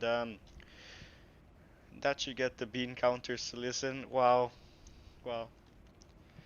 You know, I am actually planning on flying the 737. I'm flying this trip from, I think it's not in real life, of course, but it's on a simulator. We're definitely gonna be in the darn, yeah, thing was there. So we'll go back to this view and then we'll pretty much just continue on that. But yes, I was saying pretty much whatever you guys just saw, you pretty much just invalidated it. But it's an external view for us. Yeah, I know. It's pretty much what happens when you pretty much, um, for some odd reason, it decides to pretty much lag out the stream if you have it there and you move something around. But you know, it should be back. I think this is now the new and updated view and everything, so it should be up and running. But yeah, that's just that. Really is. Let's actually go ahead and get the screen running. So let's actually go ahead and put the screen capture. There you go. Let's actually move this right around here. There you go. Great. But yeah, as I was saying, you know, we've got around 1 hour and 56 minutes until we land. Um, Really will be an interesting approach because as far as I'm aware of, you've got. There we go. Here we go into Google Earth once again. It's on our NowMJ stream without going into Google Earth every single darn stream. But yeah, pretty much, we'll pretty much brief out everything. It's pretty much mountainous around the edges. I remember that one time I saw a screenshot about the airport. I thought it was Innsbruck, but in reality it was Jackson Hole. So it was really, really interesting airport to be at. Close. There's the South America tour. We're not going to discuss that. Literally every single darn stream. And frames. Frames are gone again. That's great. But yeah, as I was saying, Jackson Hole should be right around here. Okay, so that's Wyoming. Jackson Hole should be right around here. But yeah, it's pretty much mountainous around the edges. Yeah, around the edges. And it's also high elevation, so we'll definitely keep that at risk. Also, it appears to be that we definitely have some more moving room on here because Innsbruck is more compact. But you know, really it's an interesting approach. We're taking 1-9er for the approach. Definitely gonna be landing via here, vacating around here, parking the aircraft here. I think the Max should be able to operate there. I'm not too confident with that statement. You know, if we don't make it, we'll actually go and plan out something. So if we don't make it to Jackson Hole, we'll direct to Salt Lake City, Utah, or we could go over to Boise, which is, yeah, Salt Lake City looks more, yeah, Salt Lake City looks more closer. So we'll definitely direct to we'll definitely divert to Salt Lake City if any problems do arise with the aircraft. But so far everything should be looking good. I think if we get the weather for Sky Vector, I don't think. Okay, let's actually go over. Let me check this out real quick. Let's actually close this out. Ping. Oh, of course, it's locked. Alright, let's go over to ATIS information. We'll get the ATIS. Okay, Jack. I know this is quite primitive because I know some streamers like they pretty much have. Oh, there it is. Winter 180 at 10 knots, visibility 10 miles, temperature 17 Celsius, dew point overcast. Oh, okay, overcast at 900,000. That's it's not that big of a scenario because realistically speaking, they're pretty much just like covering up above what we're gonna be landing at. But you know, it is an ILS approach. I don't know if it's Cat 3. I don't think this aircraft is equipped for autoland, so let's actually go over to. It's definitely gonna lag this out. It's actually gonna change my screen to this. Okay, we'll click that, and goodbye. But yeah, as I was saying, where I was going with this statement, it's still an external view. Yeah, so I was going with this statement. What I want to say is that I'm gonna go over to the Abbott tab now. Go over to toggle tablet. I'll click on KJack now. I don't know how audio is. Is the audio good? Because audio is really something that I always strive to make better. But it's Cat 1.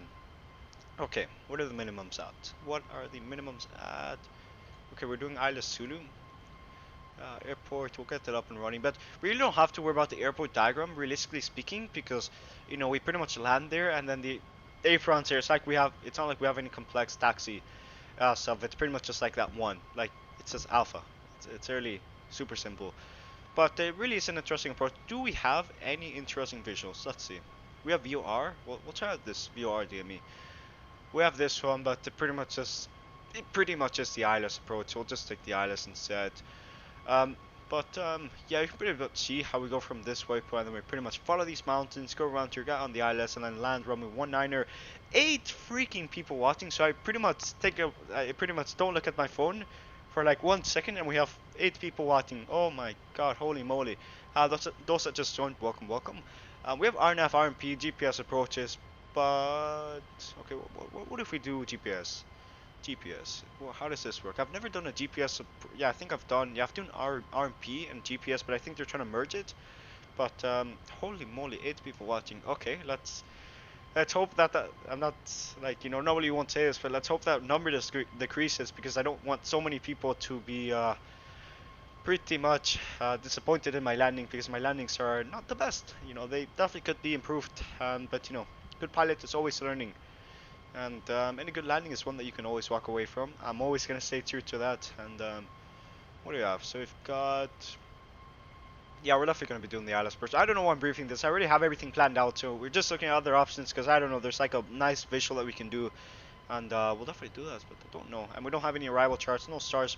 No stars for today, but there are SIDs. So it's really interesting how they planned this out. But we pretty much have everything set up. QNH at the moment is 3035. Okay, that's quite high, but I'll definitely take it. Definitely will take it. Those ILS, so it's runway 01. It's not a single. There has to be more interesting airports that we can fly to. Like, I know there's Aspen. There's what's the other one called? Let me actually load 90% of my landings here around 500 FPM. You know, I'm always going to stay true to this. A good landing is one that you can walk away from. And there's no way that you're going to make me change my mind. You know, you can pretty much land 500 FPM, but if you learn from that landing and then you don't make the same mistake and you learn and improve from what you were doing before, then it shows that you're learning as a person, and, you know, it's really great. So let's actually go ahead and go over to that. Let's see. What interesting airports do we have? We have... Oh, I remember that one time I took an A350 into... where are we at? Yeah, I remember that one time that I took an A350 into pretty much... Please don't tell me it's gonna yell at me, because I remember that one last video that I did, which was the... what was that live stream we did? Oh, that one time I flew the A350 into Aspen. We'll replay that. No margin for error. Yeah, A350 into Aspen. I did do my research. I checked the maximum landing... The amount of runway that it needs to land successfully and come to a stop, and you know, we definitely made it there, believe it or not. We'll do this for you. We will definitely do this for you. Audio's not offline because I remember playing a copyrighted song there. I think it was called No Time for Caution. We took the A350 in there. It was really, really nice indeed. And I think we also got a good landing, so you know, it was a really interesting approach. We had snow. And yeah, and you can see the flare mode pretty much taking into account here, which is a bug that the flight factor Airbus A350, as far as I'm aware of, does have, but you know, it definitely is what it is.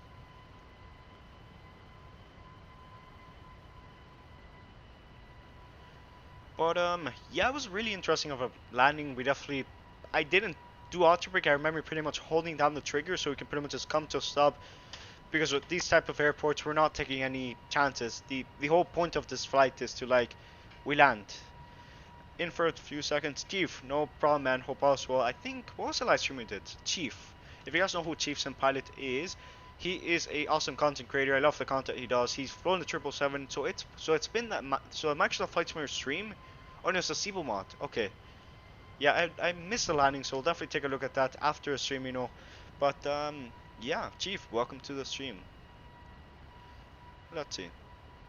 As I was saying, I was gonna go and take a look at something really quick. I don't remember. So we've got Aspen here, and I think there's also, so we've got Aspen. I remember flying into there. So that's Aspen, and then you've got like another one, but I don't know, because like you've got Aspen, and then there has to be another one on the surrounding area. But I'm not too familiar with that. Oh, thanks. No, thank you for the great content. Really appreciate that, man. Love the content. Great 777. Man, you make me want to get the 777, but you know it's not quite there, and I'm not willing to literally modify the hell out of it. But you know, hopefully with version 2 it does get promising. But yeah, Chief, appreciate the content you pull out. But pretty much, what trips can we do next? Cause like, let me know. Cause like, pretty much the Discord. Okay, it's mod. It's probably just me deleting a message or some guy deleting something. But yeah, why is this lagging? I think Discord crashed. That's good. We'll take a look at SkyVector. Do we have any flight hazards? Okay, so this is KDLN. These charts are so damn weird. Like, I know how to read them, but it's just so weird. Like, I can't see a damn state border here. Like, you can pretty much clearly see the large airspaces around here, but you can't see around there. So that looks like, okay, so it's Idaho Falls, so that should be, okay, so if that's Idaho Falls, that has to be Jackson. Okay, there's a TFR. Don't know what that is. Like, I remember the only time I used the TFR was that one stream that I decided to fly along with Max Lamming. Mike, yeah, Mike. They call him Max Lamming. I don't know why, but you know, that's just that. TFR. What's this? Provides it. Oh. That's unfortunate. That is unfortunate that there is a fires. Fires definitely ramp up during the summer, and you know, you can see what happened with California. Don't tell me the stream crashed. Stream is, it's lagging, but it's not that bad. But yeah, pretty much as I was saying, it was definitely something. It's a bit disappointing. Hopefully the, holy moly. Okay, I don't like this. I don't like seeing these dots around, but it's great that at least the security. What is it? Oh, it's part of the jetpack. Has to be a jetpack. Has to be. Did you guys hear that there has been some guy that took a jetpack and he flew around the Los Angeles class Bravo? Reflect transportation. So it's pretty much, it's just telling me what it is. Flight transportation, TSA, waivers, comply, men's section. Yeah, I know. National Defense Airspace, pilot suit. Is it really that? What? Whoa. So if you fly over that airspace, is that a military base? No way. That can't be a military base. That looks like, yeah, it looks like an Air Force base. Yeah, it's an Air Force base. And it's right, oh, no wonder, because it is over Disneyland. No wonder, because like the Disneyland, they always have like a no-fly zone, so you can't fly over Disneyland for, you know, obvious reasons. And you can also take a look at the Orlando Disneyland, so that's interesting. That's great. I didn't think Disneyland, because I know they have that there, and you can see how there is a clear outline around the Washington DC and TFR around there, but yeah, that really never came to mind, because like you can't fly over, yeah, you can't fly over Disneyland. I don't, like, there's like security and stuff there, and you wouldn't want any issues occurring there, but yeah, that's definitely just that. I'm sorry about frames and all. One person watching. I'm really sorry about that. We had freaking 9 people watching. Hell yeah. Um, but yeah. Let me actually 10 likes, guys. 212 subscribers. Hell yeah. What if we set a goal? 2:15 and we fly down to Los Angeles. What? 2:15 and we fly the aircraft down to Los Angeles or another airport. We could fly it over to Portland, but I'm not too sure American operates there. Like it flies from Jackson Hole to Portland. But we'll definitely see. We will definitely see. We've got 1 hour and 15 minutes until we land. Frames are absolutely terrible. Hopefully it does not crash the stream like that one time that we flew Air India. But you never know. You never know. 10 likes, guys. I don't know 15. 15 is like the next goal, I guess. Don't know. Honestly, I have zero clue. But yeah, frames are terrible. And I can assure you that it's not Streamlabs lagging. It's literally telling me that it has to be my internet. Because like Streamlabs, it has zero problem displaying this. And my simulator is also not lagging. I'm not experiencing any bad frame rates. So it's definitely my internet. I'm definitely gonna get Ethernet jacked up here. You know, I definitely have Ethernet. I think I use Killer or something like that. I think it came in my PC when I bought it, but that's just that. Who's controlling? Let's try Rob. Is it? Oh no, it's a Ron. Oh, it's a Ron. It's another guy controlling Miami Center. That's great.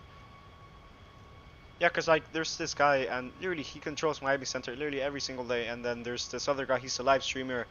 I think his name is Propcat. Oh, okay, Prophat Cats. He pretty much controls Houston Center, and as far as I'm aware of, he is an actual ATC. I think he's training for it.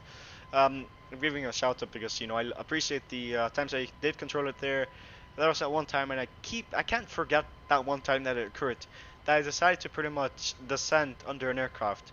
Um, you know, weight turbulence and all. And it was a 747. He told me, "Hey, don't do that again." And you know, if ATC doesn't tell you, if ATC tells you descend when ATC tells you to descend, it's not like you do stuff like that. But I've had encounters in the past when ATC forget stuff, and it's actually happened around here. And you know, I definitely have to remind them.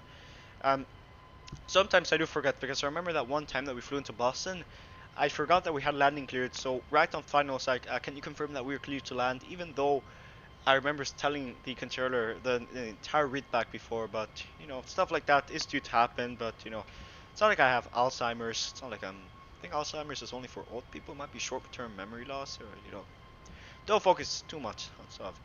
But yeah, definitely I'll fly the aircraft next time, because like there's that airport. I could fly down to Dallas. We could fly over to Los Angeles.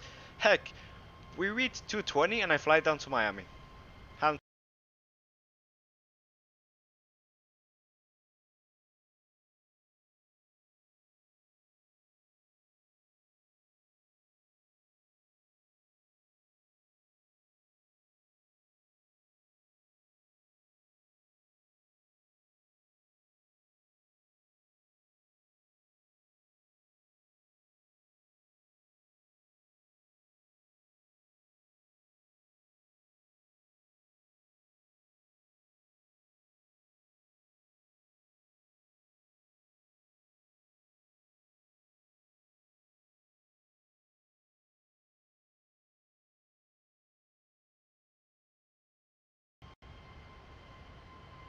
Okay, I don't know what happened there. Like my audio just died, so yeah, I got the cable hooked up, so no, it should be charging my headset now, so that should be better now. But heck, we reached 220 by the end of the stream, and we'll fly down to Miami. Miami looks like an interesting destination. Definitely flown out way too many times out here. I remember going to Atlanta.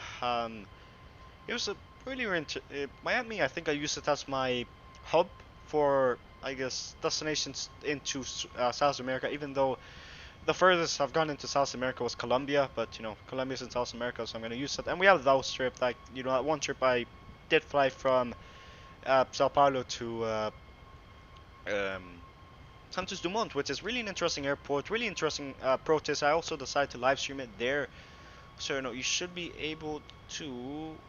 Let me actually do something. Have I liked this yet? Pause the stream. There we go. Liked it. Great.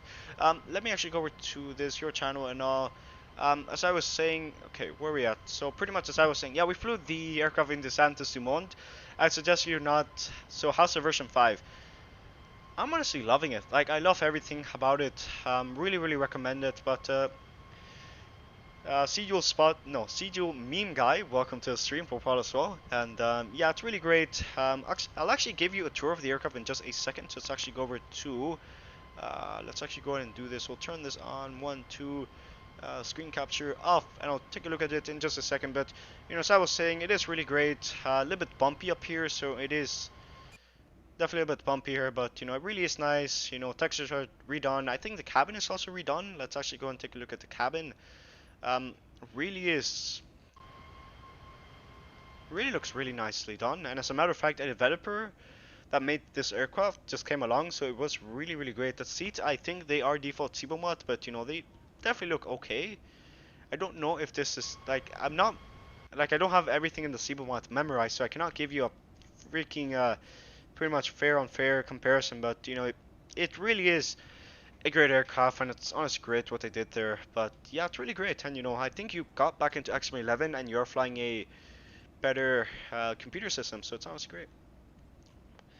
Don't say Chiron Bean, it's you know, Little Yaks. Yeah, I know it brings back memories, but you know, I won't say that. Yeah, I won't say that. Yeah, I'm not gonna say that. Um, I think the cabin just yeah, it looks like it. Yeah, it looks like it, but you know, it looks okay. It's not like you can. It doesn't really matter because you're gonna be up here in the flight deck the entire time of the. You're gonna be up here in the flight deck your entire time, so you know, it really does not matter as much. But yeah.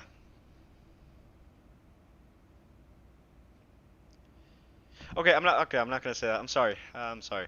But yeah, Joel Spotter, welcome to the stream. How many? What was the last? Let me ask you this because I know you're a spotter, not by your name, because I know I follow you on Instagram. I'm not gonna reveal my Instagram because it does kind of say it does have some personal stuff, and I don't feel comfortable revealing that. But yeah, pretty much that is. Yeah, that's just that. 30 FPS looks good. I really like it. Also love this analog, the heads-up display. As a matter of fact, this is something that Cibomat, I believe, has been criticized a lot, and the Ultimate, but you know, the Ultimate is left out of the box and all, because realistically speaking, it's not like you really care that much about this, since you know it's a heads-up, it's pretty much a heads-up display, and you know you have that up down there, but you know they have been criticized for that, but I really like. I'm 100% sure they redid this. It really looks different, and they also added this object here. It really looks nice. So it is more realistic to the actual aircraft here. But yeah, that's just that. And Jules Potter, welcome. Oh, did you? I think you missed the time that we flew into your home airport, which was that one trip with the 787. It was really great of a trip, but yeah, it was really interesting. Saw a bunch of aircraft take off. Traffic was also hectic. Yes, they used the new FB. They used the new FB. It's not new. It definitely looks like the Cebu mod. They definitely did modify some stuff. Like you can see here, go over to exterior. We have this. Um, I don't like it. I don't like it at all. Eyebrow windows, I don't dig them on the Max at all since it's super cursed. But you know, if you really wanted that, you can go and turn those on. But yeah, really is strange that they have it. Like, hopefully, some guy can pretty much mod this into the actual Cebu mod, and you know, it really would be great because that's something else that I also have on my checklist of stuff that I would like to see implemented. But we're gonna turn that off for now. And they also, as far as I know, they added some. They pretty much it's pretty much like a mod for the Cebu mod, which is a mod for the default 737. So it is quite confusing because it pretty much mods the Cebu mod and adds some features since the Cebu mod is a 737-800, and realistically speaking, they, as far as I'm aware of, the Max series was supposed to be off YouTube, but I looked into that Yule video. Yeah, it was really nice. I didn't have any scenery, no Orsos, but you know, it was really scenic. We had, yeah, it was really nice, and we actually flew into Toronto. We had beautiful. I say beautiful a lot, but you know, definitely got to check that out. And I think these knobs are also redone. Don't know, man. There is a change log, so if you want to take a look at that, you can pretty much join the Discord. I'll put it in the chat in just a second. So it's actually go over to where is it at? Come on, where are you at? So it's actually going to click on. Don't you just hate it when your computer lags for absolutely no reason? Like I understand I'm running like some stuff here like Google Earth, and we don't need it at the moment, but it's another NAMJ stream, so I can pretty much ensure you that pretty much we're gonna be using that any second now. Alright, general. Oh, that's not the one I wanted for. That's great. It's these people that make the Sem 400. I think we've flown it quite a lot. And Tim S, developer there, like, you know, my community, honestly, like, I really appreciate you guys because you guys make the community. Because, like, you know, you've got, I think he makes scenery. He makes the 747. This guy makes also scenery. I think he also makes scenery. This guy's making the freaking 777 and Total Aviation. He makes, he basically does UI work and fellow content creator. And I think he makes liveries. Yeah, liveries. But, and we also have fellow content creators, Fallen History, Maple Aviation, Sim Aviator, and XP Aviation. I recommend check them out. Great content creators. Loving what they do. But back to the thing that we're gonna do. Let's actually go over to. Okay, so that's power set. That's not the one. Yeah, the redone. Old knobs had weird lines in it and some weird show. Yeah, it's great that they pretty much took that into the hands, and I love how they pretty much. They pretty much because like the reputation before. I'm not gonna get into that because it is a thing for controversy and stuff. So I'm not gonna get into that. But yeah, it sounds great. Take a look at liveries here. See, yo, wait, what did I click on? Oh, it's okay. That's even better. Uh, yeah, livery painters, as far as I know, because I decided to pretty much paint the livery ones. I pretty much gave up on the cabin since it's flight factor, so you know, no luck there. But yeah, pretty much, it looks really nice. It's a little bit pixelated, but you know, it does the trick since you're pretty much on the flight deck all of your time. So let's actually get to the point because I was supposed to invite you guys. Let's actually try to get a. Okay, we'll get that up and running. That should be the server invite. Where is my stream at? There we go. As I was saying, let's go over to that. Where's it at? So it's actually going to click on that, and that should do the trick. And there we go. We'll actually go and hop into a nice little outside view. Frames are having a stroke right now, and no, it's not the frames having a stroke. It's actually turbulence, and I really hate it. That turbulence is really doing stuff like that. But we're gonna go into that, and yeah, frames are really dying at the moment, and yeah, they're invited to a Discord if you have any problems with them, ask them, and you know I can possibly help you out. But I'm not part of the official team yet. I don't know if I can contribute to anything. I don't know. I paint some liveries, and you know they help me manage, and I can possibly help them manage stuff. Which yeah, I'm not gonna contribute into anything, but you know just saying that I can possibly help you guys out. But yeah, not just that.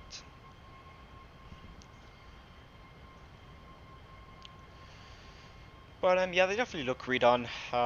Highly recommend you check out their project. You can help them. You can pretty much join their Discord, ask them what they've done on their, you know, join them, and you know they'll be able to help you out with any inquiries since they are the people that made the aircraft. And you know, if the people that made the aircraft do not know anything about the aircraft, then it's not a good aircraft.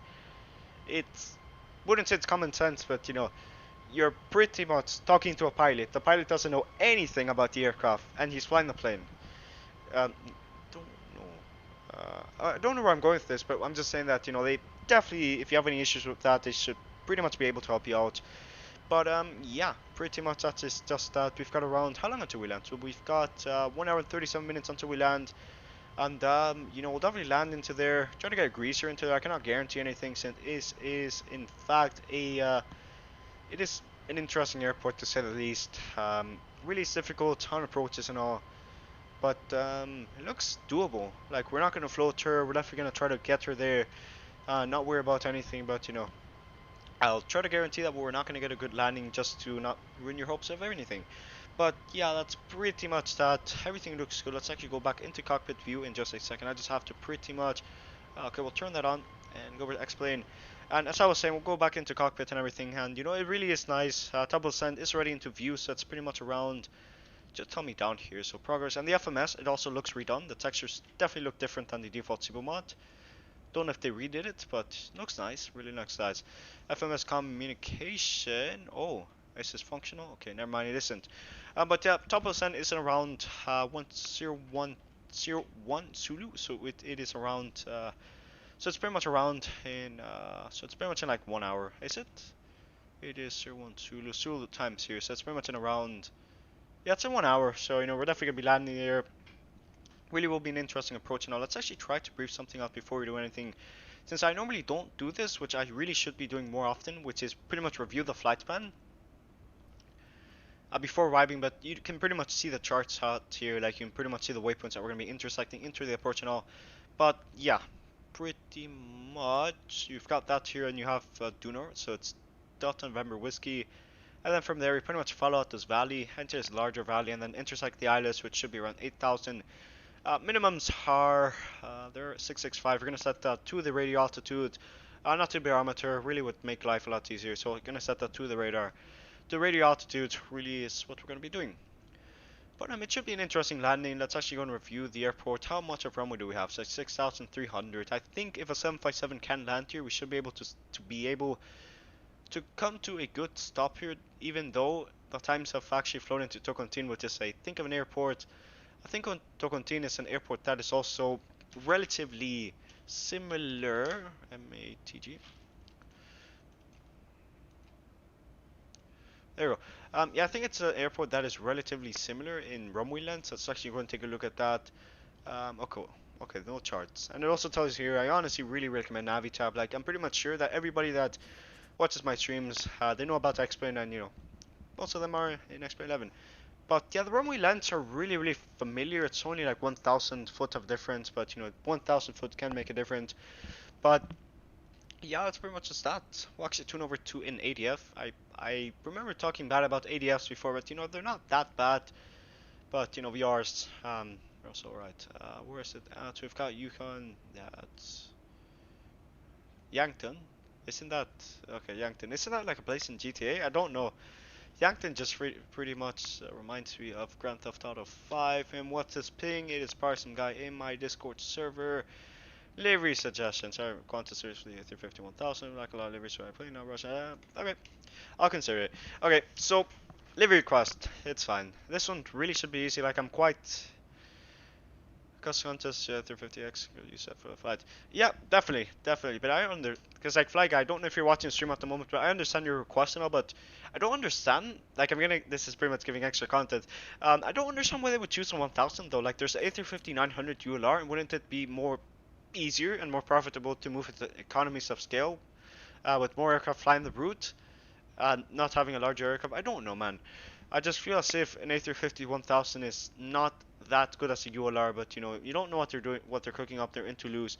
Um, but yeah, really will be interesting. As a matter of fact, I'm not doing talk about long calls because I remember pinging you guys in my Discord server talking about developer promo.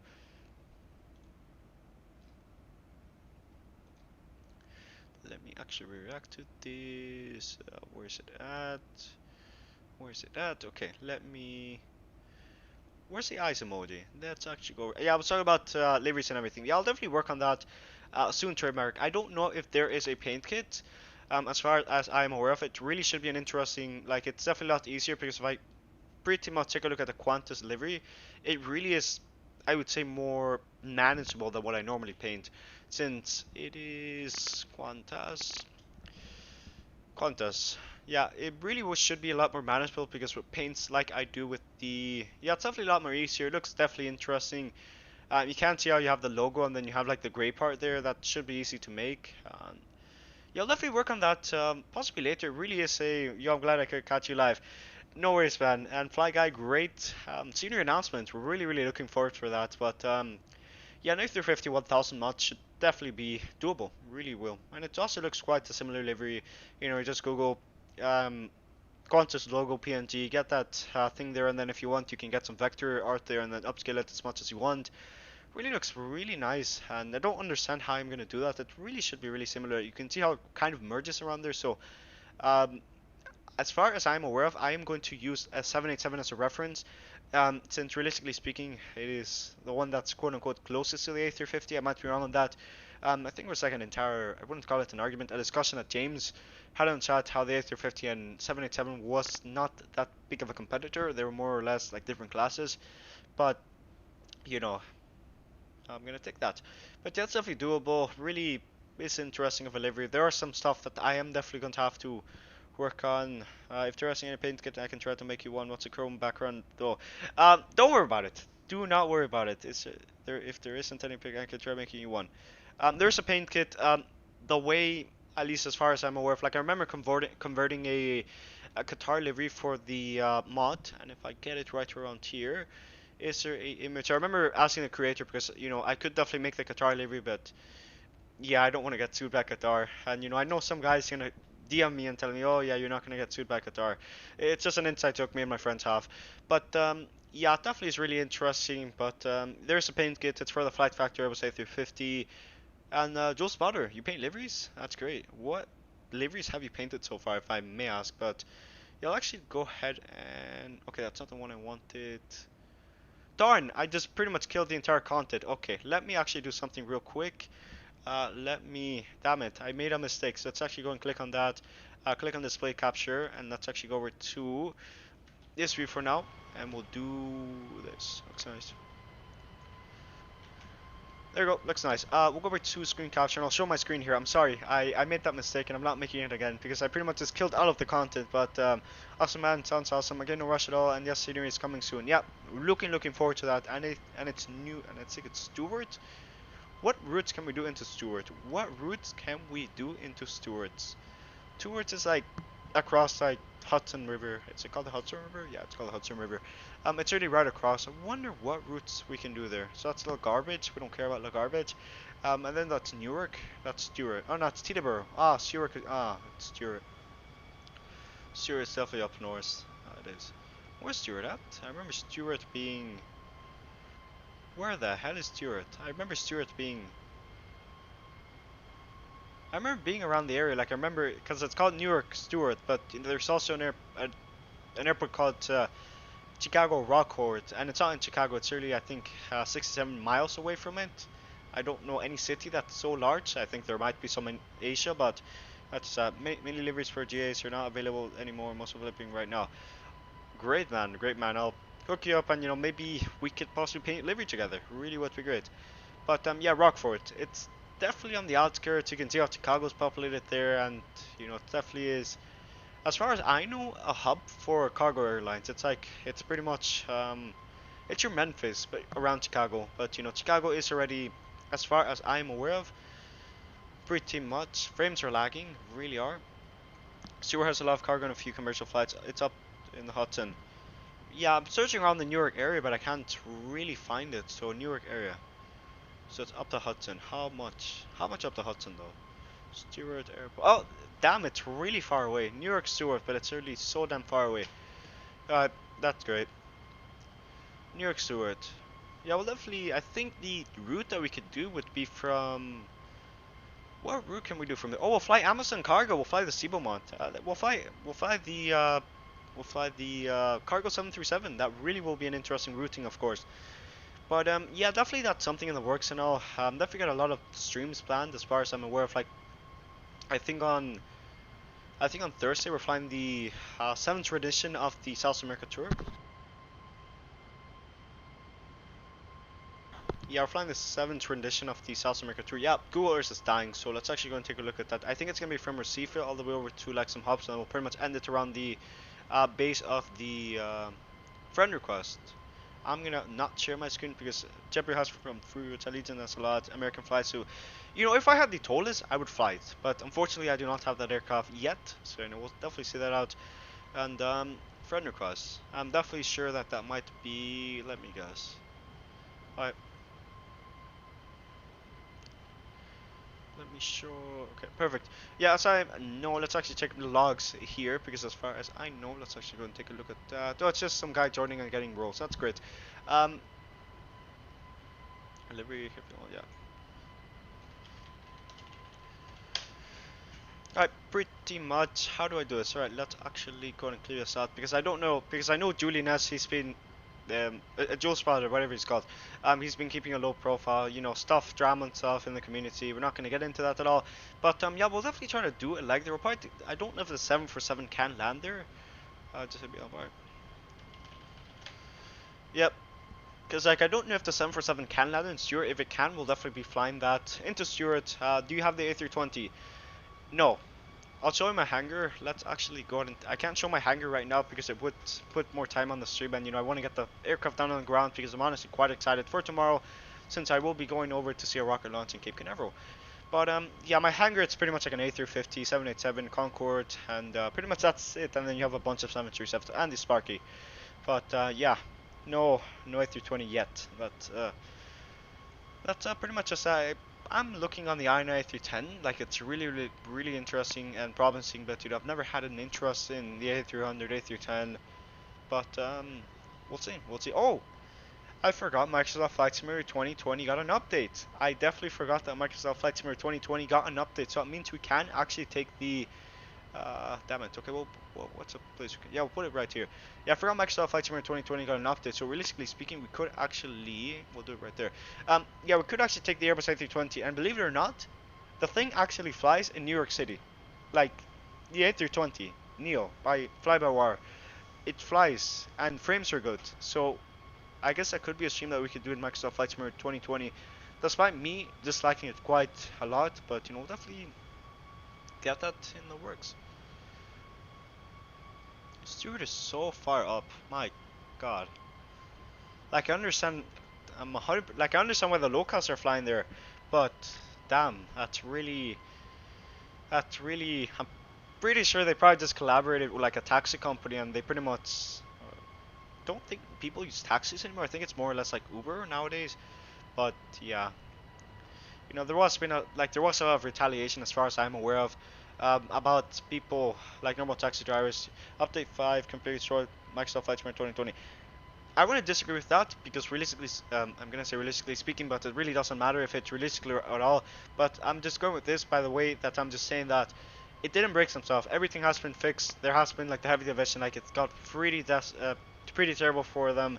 And as a matter of fact, as far as I'm aware of, there was like this thing that ended up happening that pretty much the people that pirated the 787 for Microsoft Flight Simulator 2020, they pretty much had the damn fucking sorry about my language at all. They had the guts. I'm gonna say guts. Yeah, except for FPS. FPS is honestly quite great. Um, yeah, it was terrible. Like we couldn't. Like the aircraft was behaving. It's like go if I go over to, let's 11 likes, guys. Thank you, thank you, thank you. As I was saying, let's actually go over to videos and everything. Yeah, the last stream we did, which was supposed to be only Microsoft Flight Simulator 2020. The frames were terrible, and the ground wasn't even loading. So no, let's not do that. How do I dislike? Okay, we'll be that one Australian. Yeah, it was really terrible indeed. Really was terrible. The ground was not loading. It was not good at all. But yeah, and you know it was really interesting because pretty much the people had the audacity to complain about why their pirated product was not working, which is like God. If you're really gonna ask for support for a crime that you committed, you know, you don't. No, not at all. But it's interesting. Captain Geo. Let me do something real quick. Captain Geo, where you at? I haven't been looking at your streams. I remember you flying the Captain Geo. Yeah, Captain Geo. There we go. Let me do something real quick. 610 guy. 610. Great. Let me do this. I haven't done this, so it's actually gonna like this. Who's that one disliker? You know, we're gonna grab him. We're gonna tie him up to the winglets, and we're gonna be flying. But Geo, welcome to the stream. Hope all is well, my friend. Flying the 737 Max today. Really is an interesting aircraft to say the least. And yeah, Gio, welcome to the stream. An awesome PC that you have. Yeah, it's a great PC, really great content. I've been putting out 737. You should get X and Byro. Really would be like I'm 100% sure that performance really wouldn't be an issue for you, since you're running like a 3080 on an i9 10900K. Like, you know, Chief is complaining about NASA not even having a supercomputer powerful enough as yours, but yeah, that's just that. And pretty much everything looks good so far. Flight and everything looks really nice so far. We've got around 1 hour and 23 minutes, so we've got 1 to 3 minutes until we land, and we'll definitely fly it down. Alright, nice. Yeah.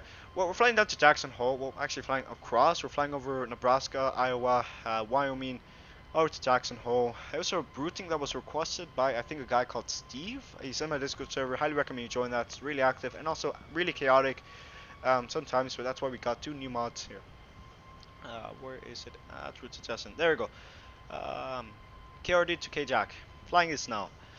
But yeah, it's really nice. Really, it's an interesting route. Sometimes the routings and everything can get really interesting. You want me to fly a Concorde from to Antarctica from Anchorage, which is not from Anchorage, from Keflavik or Reykjavik, whatever it's called. Keflavik. Is Keflavik like I remember? Where's Keflavik? Is it like the same thing? Keflavik. Isn't Keflavik is? I'm not gonna even bother pronouncing that. Really, I'm not. Really, I'm not. I do have X and Barrel. I'll try to run it on my stream tomorrow. Yeah, like I don't know why people want to go Microsoft Flight for 2020 when you can pretty much go on XPLANE and pretty much get everything minded. Your wallet is gonna struggle a little bit, but yeah, that's just that. Keflavik. So it is Keflavik, but that's Reykjavik. Oh, so it is. Oh, no wonder. So Reykjavik is there, and then it's Keflavik down. Okay, seems legit. Southwest Key. So you want me to fly from, but like to which key? Southwest Key. Yeah, I know, I know. It's like one of those areas. What can I use as an example? So it's like, oh, it's, damn it, it's like you have the main place, and then you have like the main city, and then you have stuff like that. It's so weird. So it's pretty much where the airport's located. So I pretty much named it Keflavik. So it's Reykjavik. Okay, that's great. Oh, I just probably remember you telling me that you did fly the. I remember you telling about. I think you told me once that you liked Iceland and you went up there. Like it must be really cold up there, even though, as far as I know, it's actually green. So they lied to us, and they literally named Greenland. They named this, which is actually ice, Greenland, when in reality it's ice. It's not good at all. But yeah, it's pretty much us, the Vikings, at least making a fool of ourselves. You know, an inside joke and stuff. Greenland and Iceland, it's definitely green here and it's not green up here, so it's definitely really interesting. But yeah, is the aircraft crashing? No, the aircraft is. At least it took me around. At least it took me around that time when I wanted to Iceland. Yeah, Iceland is really, really interesting. It really is a place I want to visit in real life. Like, there's a bunch of stuff that I want to get done. I'm starting school. I think I'm starting it in around 21 days. Yeah, 21 days. 21 days to go until I start school. It's gonna be really interesting. Haven't gone to school, believe it or not, in like freaking 1 year. Well, I have gone to online school, but that's different.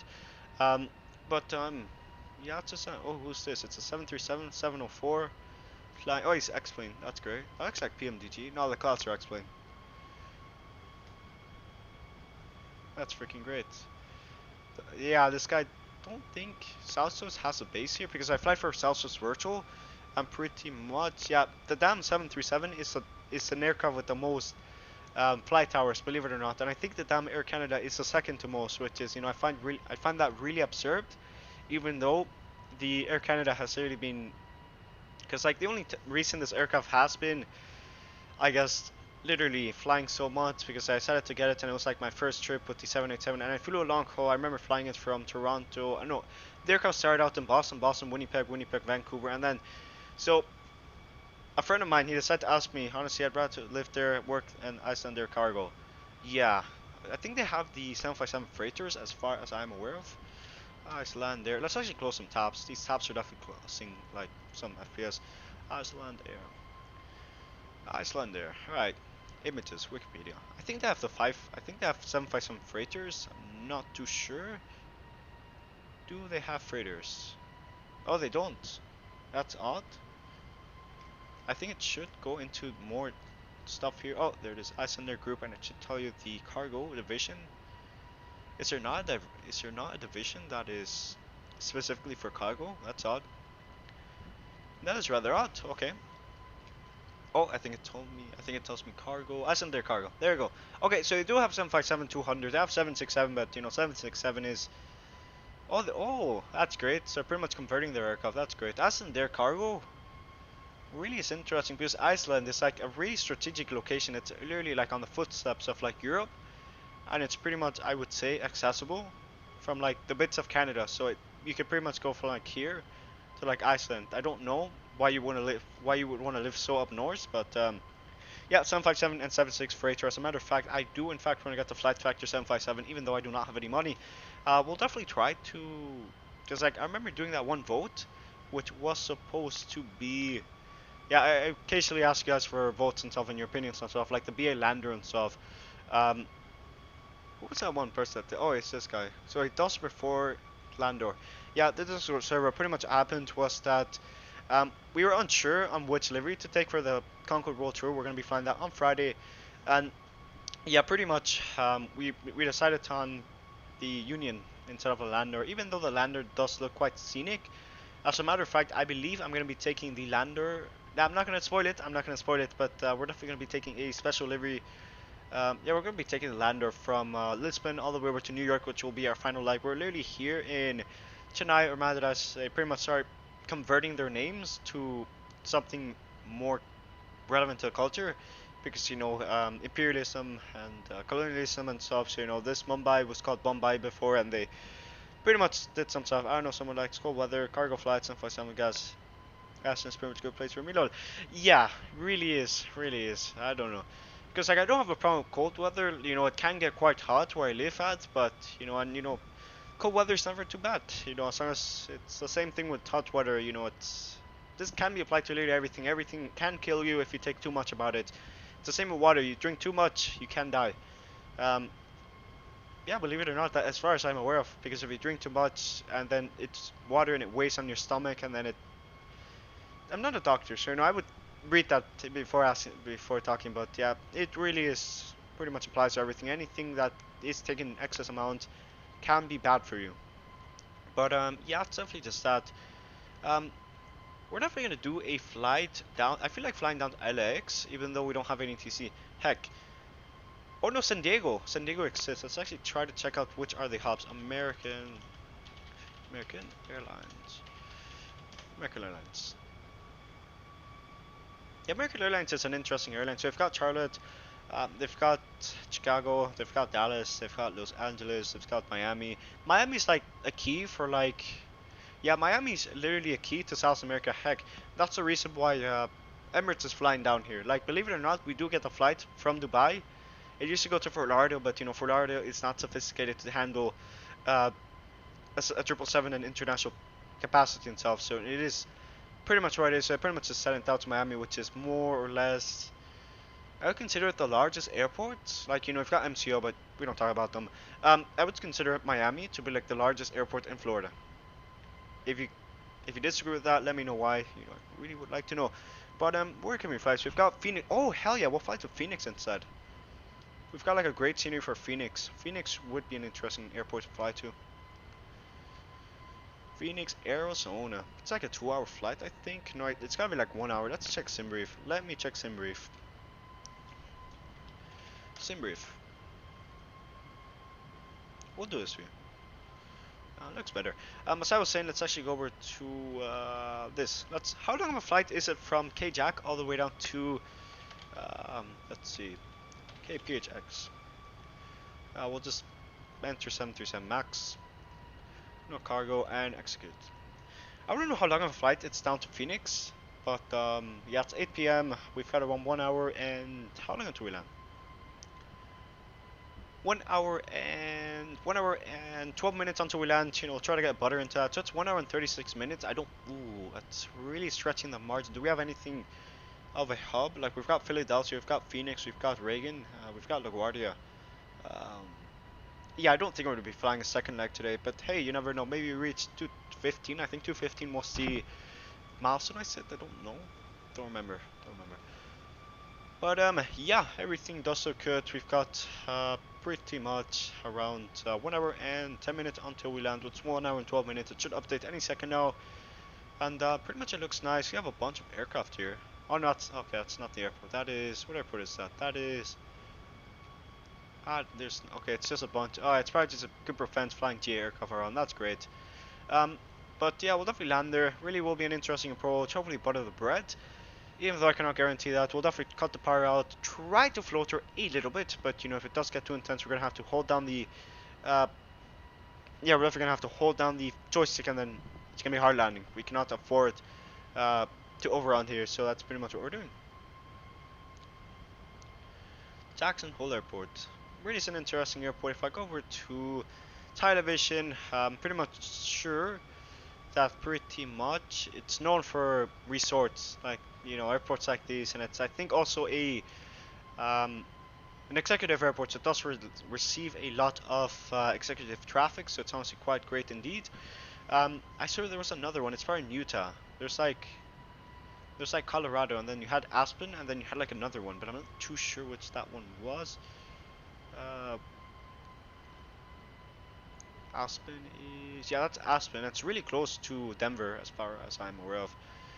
Is Colorado really that perfect? I love when borders are so damn perfect. Like you've got Wyoming, you haven't got this. Terrible, don't like this. It really looks nice. And then Kansas, it's almost perfect, but damn you Missouri, damn you. That's great. I've also got Winnipeg and those people. I think is Seattle a hub? Is Seattle a hub? Seattle's not a hub. Well, that's disappointing. I guess we're not going to be flying a second leg today, but you know, you never know. But yeah, pretty much Seattle Center's online. I think the person that covers this is called Salt Lake City Center. So you know, Salt Lake City Center, if they come online, they should be able to, I guess, give us some Airbus, not Airbus, ATC there, and you know, it would be honestly quite great indeed. You know, vectoring and stuff, and you know, more realism. Since right now we just pretty much took off, no clearance and all, and you have to be damned. Did Chicago Air just come online? You're kidding me, man. And they came online. That's great. No worries. I guess we'll try to fly another time. And I don't think we've ever flown in an event. Like there was like that cross the pond, but yeah, cross the pond was okay, I guess. It's really interesting. I did an oceanic clearance. You know, oceanic clearance. I have to fly across the pond more, but you know, flying across the pond it takes time. It's not like with the Concorde. With the Concorde, it's like a 3 hour and 50 minute flight. But with other aircraft, it is really a longer flight. Like I remember crossing the pond. Let's actually go and take a look at the Lufthansa 1476, because that's the one I remember doing it last time. So it is Boston Frankfurt. Yeah, pretty much. It was I think a flight time of 6 hours and 44 minutes. It was really fast, really was. So I pretty much went up. I think I remember asking for clearance around there. There was honestly full ATC coverage, believe it or not. Tune over to Ireland. We didn't have ATC there. I think I ended up missing my top of descent there, so I pretty much did like this weird thing. Went around here, and then I ended up landing. I think it was like runway 07 right. I think it's 07 right. Oh, yeah, 07 right. Perfect. It's an interesting flight. We definitely have to do more long hauls. It's just that pretty much long hauls do take a lot of time, and if they're too long of a long haul, YouTube does cut them out. So you know, if it's like 11 hour. If it's like 11 hours, you cannot go. I think it's plus 11 hours. That's why we were really lucky on across the pond, since it does cut out the where's it at? Yeah, it does cut out the thing there. So it's pretty much 11 hours and 50 minutes. You know, we did have to go around. I did learn a lot of stuff around there, like to be fully configured every single time on the Alice approach, which I've been doing every single time. And you know, it's really great in it. And 217, holy moly, 217 views on the Canada stream. That's great. That's great. Really is. But yeah, definitely we have got around 1 hour and 8 minutes. Salt Lake City's not online. As a matter of fact, let me just connect for now. It's not like it's gonna kill anything, so let's go ahead and connect over to FlightFan. Follow FlightFan and execute, and of course it's not there. So we'll go over to SimBrief and we'll try to get that. Ah, damn it. Okay, I remember posting my route here, so it's actually going to get that there. Route, execute, Lima, and it's KORD to Jacksonville. And alternate airport is, I think we're gonna set it to Boise, which is K Boy. No, it's Salt Lake City, so we'll get that up and running. Salt Lake City, perfect. Flight time, it's like around 2 hours, and I think we have around, yeah, we'll just set it like that. Flight level 320. Zulu time is, doesn't matter, we'll set it to 000. What's the time of departure? So it's been like 2 hours now, since we started live streaming, so that's great. 2 hours and 10 minutes, that's great. So I guess we'll just set it to 1810, 1820 works. And pretty much that should be our flight time. We do not have ATC online. We're 122.8. And you know, the only aircraft for miles, at least as far as I'm aware of, it's like going over to Denver. So they really aren't a problem for us at the moment. But definitely we'll keep an eye out on them. Yeah, this airport is fully staffed. You have a bunch of friends just flying aircraft around. That's great. Oh, it's a seaplane. That has to be a seaplane place. That's great. I think there's been a DC-6 here. Oh no, it's a DC-2. Oh, it's a King, Twin Otter. Yeah, I was gonna say King Otter, but it's a Twin Otter. It's definitely different. I don't know if that's an actual aircraft, but yeah, I think we're turning now. I think we are turning now. Never mind, we're on our way. 1 hour and 6 minutes until we land. Gonna hydrate. Be right back.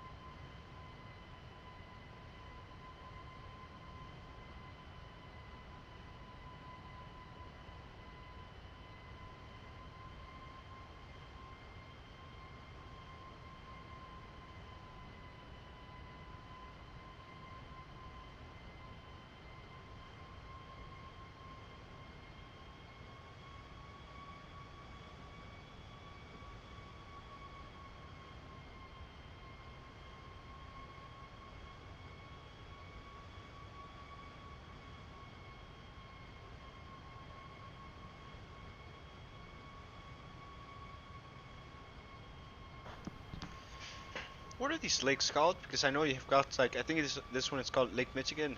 What are these lakes called? I need to know this. This is on a need to know basis. Really is maps. Oh Google, there we go. What are these lakes called? Because I know one is Lake Michigan and there's Lake Erie and I think this is called Lake Ontario. I'm not too sure. It's literally right on the border with Canada and America. Yeah, you've got America and Canada. That's great. I think this one is Lake Michigan. Okay, so that's Lake Michigan, Lake Erie, and then that's Lake Ontario. Okay, so I did get everything wrong. That's terrible, but I did at least understand some of the names, so that's great. Lake Superior. Nah, this is a Superior Lake. Just build the, just like, I'm thinking, because it's called a lake, but realistically speaking, it pretty much flows into an ocean. There has to be like a river that does carry out stuff into an ocean, because as far as I'm aware of, let's go and take a look at the Nile, sorry. Yeah, as far as I'm aware of, I think it flows outward, I'm not too sure, but yeah, just that. We have to fly more around the Middle East. I'm planning on flying to the Maldives. Hopefully on the 787, like, I don't know, man. Don't know. Really have zero clue. We'll definitely have to do some more routes. I'm planning out a next stream, which will be on Monday. We're going to be flying the A350 from... Yes, we're flying from Caracas, taking the aircraft all the way over to... Let me actually check something. Air Caribbean. Air Caribbean. Where are their hubs at? So it's Orly and it's only this. Okay, so we did fly that. Okay, I guess that works, but I don't understand why we did that. Like, I remember that one trip that we did.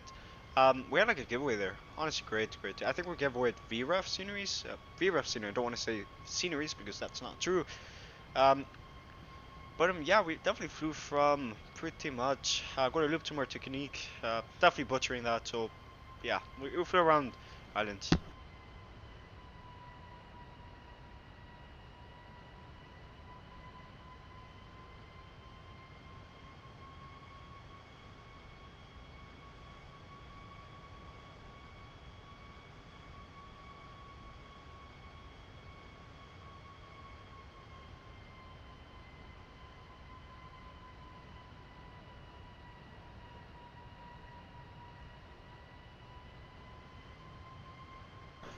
Alright, so pretty much we're back.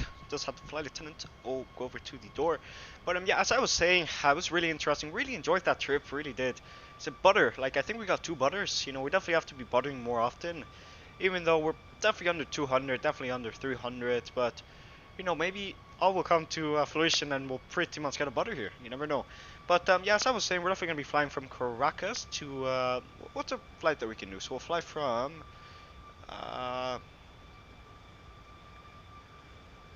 what if we fly from Caracas to Jamaica? Hell yeah, yeah, we'll fly to Jamaica. We'll check out what's his name? Fly Guy's scenery, since he made a Montego Bay scenery, and we're gonna be going with the call sign Montego Bay 828. I'm sorry, I've been watching this. I'm not sorry. I'm not sorry, but I'm just telling you that there's this awesome series on Netflix. If you haven't watched it already, it's about the plane. I'm not gonna say anything, but I recommend you check it out. It's called Manifest. Yeah, I highly recommend check it out. 200. I don't understand how people have so much time to do 245 freaking flights. Have zero clue, man. Really have. Like, how many flights do I have? I have flights. Yeah, I'm okay. Like, it's not that. It ain't much. Yeah, it really ain't much. I remember that one. Like, because like I have aircraft and I use them for certain parts. So, you know, pretty much Europe is dominated by that by that one 737, and I've got that one Miami Air that I use for a charter. So, you know, I want to fly to Venezuela one of these days, and I pretty much just take it there as a charter, of course. But yeah, pretty much that is just that. Yeah, how long until we reach that? Let's actually go ahead and yeah, Manifest is really good. Yeah, highly recommend it. I think I'm on season 2, episode 8, and I started watching less than a week ago. So, you know, let that sink in.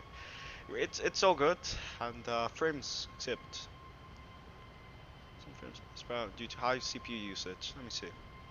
I have like 8 flights, so I'm registered since I was I've been there since it was released. That's actually the one that got me into flight trackers and stuff. I remember using Sim Toolkit Pro, but I didn't like it that much. Like this one, I love the UI. I love everything about it, aircraft and stuff. I just prefer this one. I know some Toolkit Pro, as far as I'm aware of, does have more accurate tracking. Oh, Denver came online.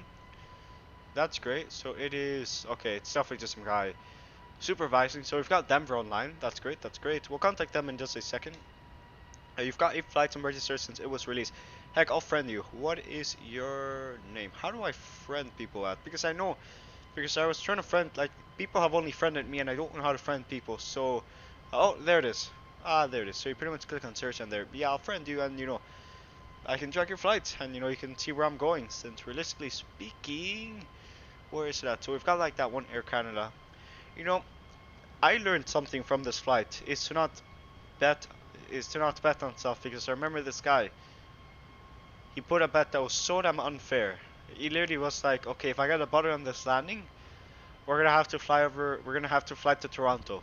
And you know, I really didn't care because at the end of the day, I did have to fly from Hong Kong all the way over to Toronto, since I was planning that one stream with the Air Canada plane. But you know, taught me that to not bet on stuff that your odds are not that prevalent. Yeah, if Denver should come online. I don't know if it's just some guy. Oh, there he is. 127650.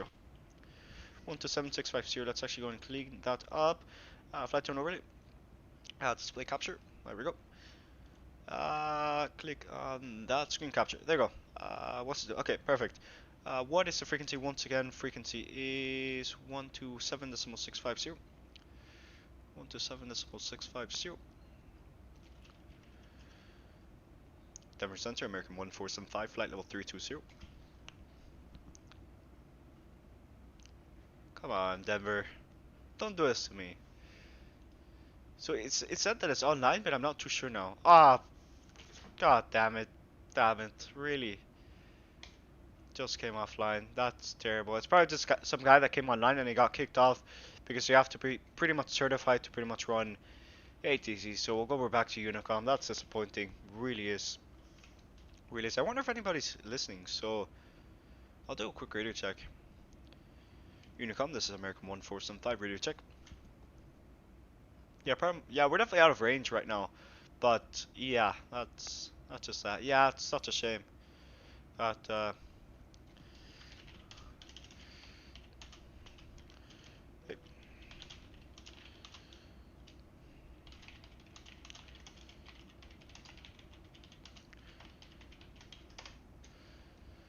it's probably just setting up because I know controllers have to pretty much get Euroscape, start pretty much DMing every single guy that's pretty much flying through their airspace, but you know, you never know. Oh, we got a DM. A firm. Alright, we'll go back to the frequency. Let's go and go over to 127.650. We'll ask for a radio check once again, so let's actually do this. American 1475, flight level 320. I forgot to do a radio check. That should have been something that they did. Ah, damn it. Should have said radar contact or radar identified squawk. Oh. Standing by, alright. 6545 for American 1475. I think he said 6545. He's just said it so fast that I have zero clue what he said. Or they said, whatever. 6545. There you go. He should say like radar contact, something from this waypoint and so, but you know, everything looks at. Let's go. So if Denver Center's online, that means the odds to get Jackson Hole online, well, not Jackson Hole, but Salt Lake City online are quite high. So you know, hopefully we get them online, and you know, we'll be able to pretty much get full ATC coverage from this point onwards. But yeah, what are your opinions on the Jordan Airbus A340-500? I would like to know. Let's actually go and bring it back to this. We'll turn the X-plane on. Sorry that you guys are gonna have to pretty much. There we go. Roger. Yeah, pretty much. I'm gonna bring it up into that because honestly speaking, it should be showing this. So let's actually go into external view and do this view. That looks nice. I just don't want the aircraft to be so damn loud that you guys cannot listen to the ATC. So let's actually go ahead and go over to that. I'll go bring this up. Let me actually do this like so.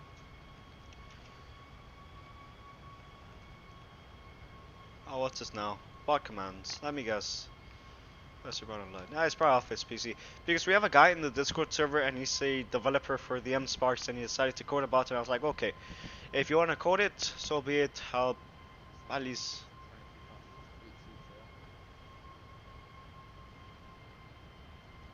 Okay, whatever. But yeah, pretty much I told him, okay, if you want to test it out, I'll be the.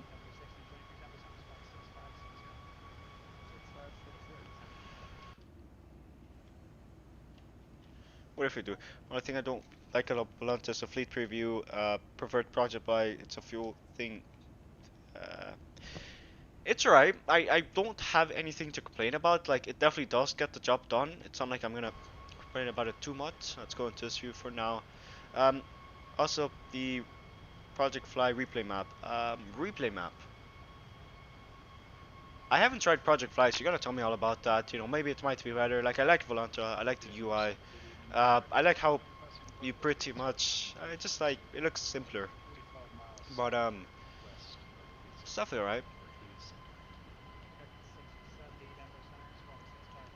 I would like to know why I have so many damn aircraft.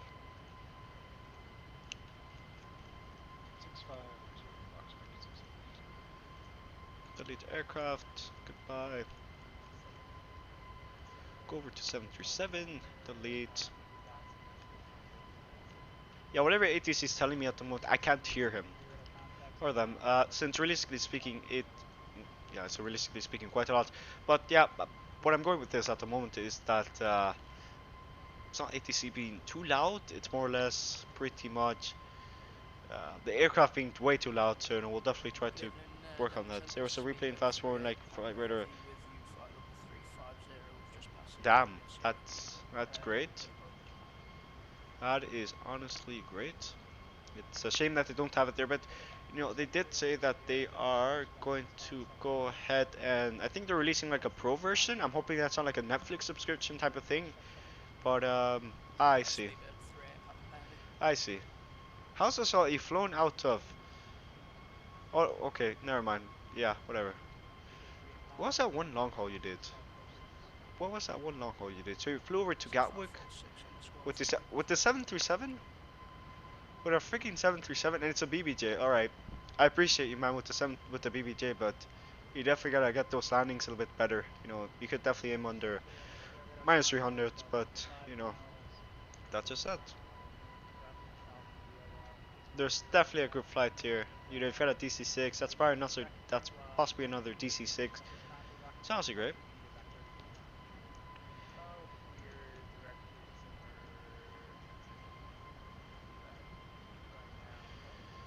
My Oakland Center's online. Seattle's online. Vegas, no, yeah, Vegas is not online yet. That works though. Yeah, I guess. I guess. Yeah, 737. Yeah, my landings are no, they're not that bad. Like I'm just saying, come on. You cut out the power, you start putting back the stick, start your flare, and then float through. I normally try to aim for under 10 seconds of a float. That's what Chief told me. Oh, he didn't tell me. He just said that. Okay, aim for under 10 seconds of the float, and you know I was like, he said that on his stream, so I was like, okay, that works. So I guess that does. Yeah, my landings are really bad. Gotta practice. Um, yeah, I guess. Like you know, I guess I for this landing, I guess I could go into pretty much whatever exactly what I'm doing. So I'll pretty much just tell you guys that I am cutting out the power now, bringing up the joystick a little bit, so you know, so you could learn something about that because there's something about stuff because some people know how to do other stuff. Then, yeah, they have different skill sets. You know, some people might be able to do something better than you, and you might be able to do something better than other stuff. That's pretty much stuff like that. I wonder if did Cathay ever operate the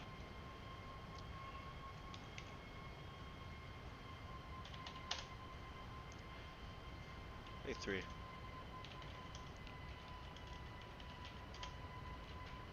Just testing on something here because I know the bot it should react, but the bot's possibly offline. Um, since it is supposed to come offline because yeah, we have this bot, so if you type stuff on, it pretty much comes offline.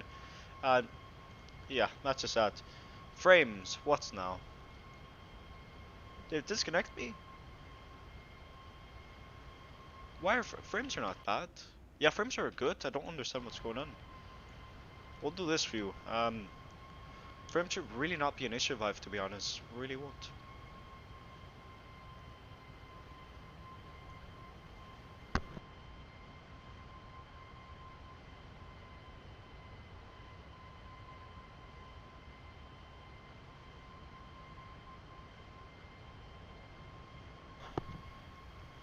Alright, so pretty much everything looks good, and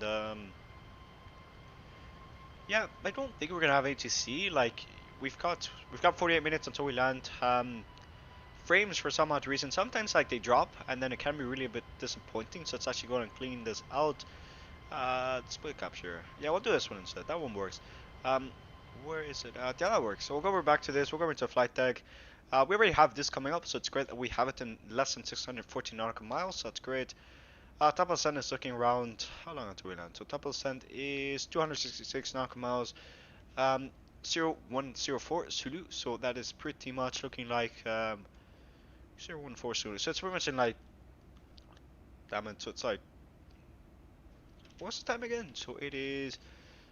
So it's like in 32 minutes. So let's say 5. So it's 37 minutes until we land. So that's great. Well, not till we land because the aircraft will slow down. It's pretty much just calculating that as far as I'm aware of. To the top of the send, not till we land because we still have to follow a star. We don't have a star, but it just pretty much does that. So it's great that the aircraft does have that implemented. Auto brake for today we'll set to 2. We'll actually set it to 3 because never flown this airport, so it really would be unfortunate if we did actually do stuff like that. So we're definitely going to not take any chances at all. So that is pretty much what we're doing. We have comms here. We have dot inap, dot inap, dot inap. That's great.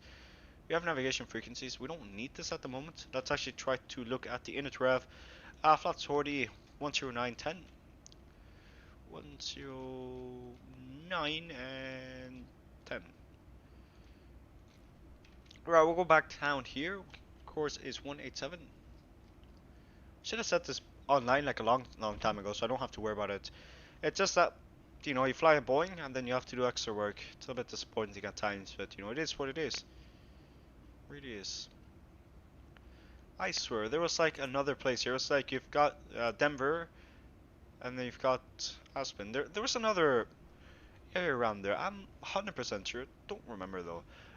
So we're to K-Jack, everything should be around there. So what do we have? So wind. Okay, let's actually reset this. We'll go ahead and reset everything over to K-Jack. K-Jack. Oh, and it does have landing performance. So if we really wanted to, we can go over to performance rating. Let's actually go and set this to runway 19er. Winds at the moment. This can vary it, so let's actually go ahead and pretty much. How much is that? This. So it's 1028. Alright, perfect. 1028. 1028. Perfect. I don't think I can put it in metric. What if I set it to 30? I think it's like 35. Oh, there it is. Okay, that works. Alright, so temperature is also 21. It's quite cold there. Winds are blowing 270 at 13. Gust 21. Okay. 21 knots of gust. That's gonna be interesting. Really will. And we'll just set to I think we can set it to 13 as far as I am aware of. What do we have? No credits, spoilers. Automatic. We'll set it to auto for now. Just so I can pretty much calculate every single option. Flaps 40. We're definitely doing that. Landing weight. VREF at +5. I guess that works. Landing weight. It is 64.1. 64.1. 64, 100. And that should calculate everything. It does tell you how much runway you have, and it does also calculate for the amount of runway you have there. And I think as far as I'm, what's 6,000 feet to, does it tell you metric? What's 6,300 feet? 6314 2 meters. Yeah, okay. So it does tell you what you have to do here. Let's actually get rid of the VREF plus add, since we're pretty much not going to have to worry about that. So we'll set to 1. 1 should do a trick. Alright, so we'll definitely have to go flaps 40, auto brake 3, so that's great that we had that set up. So auto brake 3 is definitely doing the trick. We can also do auto brake automatic or max. I don't know how that exactly works. We're not going to bother with that, so we're going to set the auto brake 3. just so we won't worry about that. There we go. That's set. So yeah, it is definitely an yeah. Pretty much you can see how if we did break to 2, we wouldn't make it. So it's great that this thing is telling me this. Flaps 40 auto brake is set to that. I'll set it to automatic because then it does give you everything there. Our conditions are how are the weather? The weather is 05. It told me we had some overcast around particular wake up. Wow. Wow, love this. 80s. We'll do the 80s once again because it can vary it, and you don't know if the weather information changed. It probably did. And what is it gonna give me? Overcast. Yeah, weather has not changed. That's interesting. Really, really is. Reversers. No credit. How do I give it credit? Spoilers off, anti-eyes off. I don't think we're gonna need it. It does not need us. Um, speed brake. Oh, okay, speed brake. Alright, spoilers on there, but I forgot.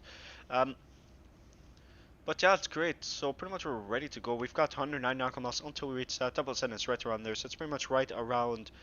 How much is that? So that looks like 200 nautical miles until we land. So it's 227 in total double sentence. So I'll be right back in just a second. Now I'm gonna say that was a pretty darn close, guys. But I'll be right back.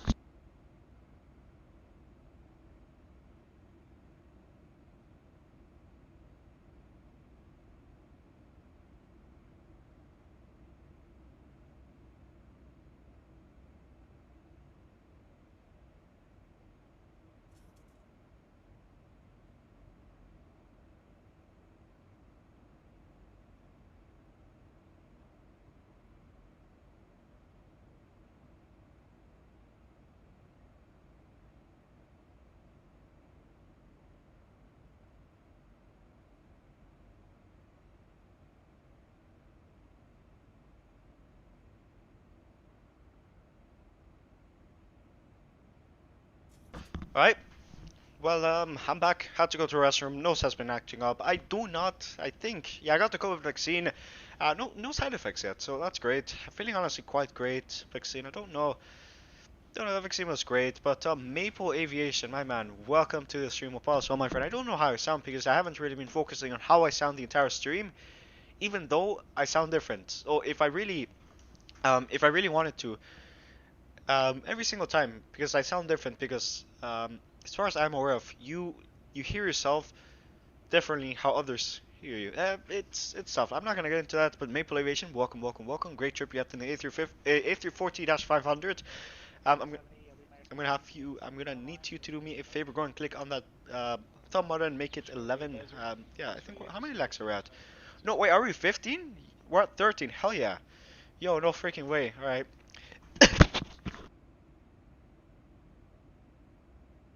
Sorry about that. I really gotta push to talk. That really would make life a lot easier, to be honest. But you sound good. Yeah, I don't know, cause um, if I record my voice on phone, uh, I definitely sound different. So it's really, really odd. And I think I also used to have this on um my what's this other thing called? There you go. I had it on the headset so I could pretty much hear myself, but that actually hurt myself. So it wasn't like it was complicated stuff. But yeah, Maple, thank you for that. I hope it goes well. Yeah, the Sparky, it really is really good. I don't know why my throat is getting a bit raspy. Like, I'm pretty sure you could have.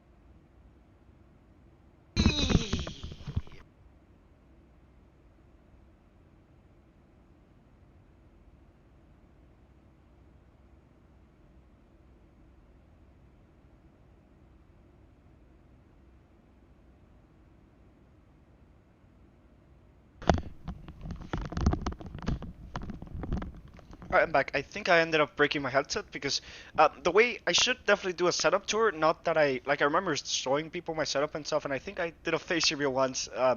But you know, face reveal is due to come the moment we do a. I think it's gonna be a trip. What's the trip called? Yeah, face reveal is due to come where we do a trip report. I think it's gonna be like American. Don't like American, but you know, hopefully we find the maxes again. I'm sorry that my voice ended up changing. I don't know what happened. Possibly. I don't know, man. But yeah, Maple, hopefully all goes well. What flight and trip, what Denver airline Center, are you United taking? I would 2146. want to know. Really would be interesting. But yeah, I literally have my my sound, so let me listen to myself. Be right back. Yeah, United 2146 for flight level 370 over Lake Powell, coming in your airspace from the west. Yeah, 2146, squawk 6523. Okay, don't sound different. Alright, that's great. I think audio should be a little bit more manageable now. Let's actually try something out like so. We'll set it back to this. But yeah, as I was saying, yeah, pretty much. Let's actually, yeah, we'll trip in the 747. I'm sorry, like pretty much the way I put my headset, like I have in is, I remember specifically putting a place right on my desk to literally put the headset, and I never put it. I always put it on this little cable because my computer, it has like, I don't know how to show you guys. It pretty much has like not headphones, USB jacks there. So you pretty much just put a USB there, and then you pretty much connect it there. Um, but yeah, that's pretty much just that. So you pretty much connect it right on the USB, and I pretty much just use my headset there. I find it more convenient than really going down and putting it there, even though sometimes when you take it off, it can pretty much backfire, and then it pretty much starts hitting, like you pretty much put it, and then, oh, it didn't pull, and then the PC comes crashing down. There has been so many times that sometimes I freaking yeet my mouse out of the freaking desk. Um, I don't know what happened the last time. Not no, it has to be by mouse, but it pretty much happens. Canadian Airlines, Vancouver, Calgary. Ooh, that's an interesting trip. I would fly along, but my Air Canada plane is actually in yeah, my Air Canada plane is unfortunately in Toronto at the moment. So you know it is what it is. But that's just at 65 nautical miles until we reach that, and we've got around 182 nautical miles until we land. Really getting closer and closer, of course. Um, damn, voice really changed. All right, I am going to actually go and bring it in the bareback screen because I have to go and have dinner now. It's really a bit inconvenient that I start to stream at 6 p.m. I find it more like my channel base. Like you have people from Europe, people from Asia, India. It's call it worldwide. Yeah, gonna call it worldwide. But yeah, I find like 6 p.m. more convenient. But yeah, that's just that. But then I'm gonna have to have food there. So I'll be right back in just a second. Let's actually go and get these now. So I'm gonna give it 10 minutes. 10 minutes, because like I'm having hot dogs today. Let me know what you guys are having. But yeah, I'll be right back. We'll set it to. Let's do. Okay, so let's do explain and display capture, and that should do your trick. Pretty much that should be up and running. Let's go and set it to be right back, and yeah, I'll be right back. The amount of time shown up there, I'm sorry my voice is so weird now. Definitely, yeah, I don't know what happened, but yeah, I'll be right back.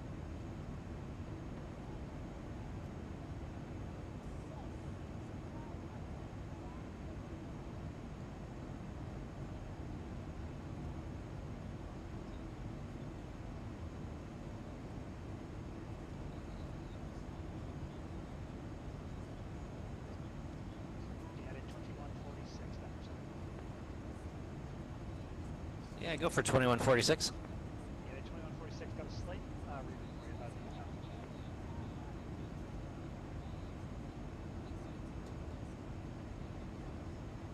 the We're ready to copy. We can't take the ski too because we didn't have it in the system. Okay, that's what I was going to give you, so disregard.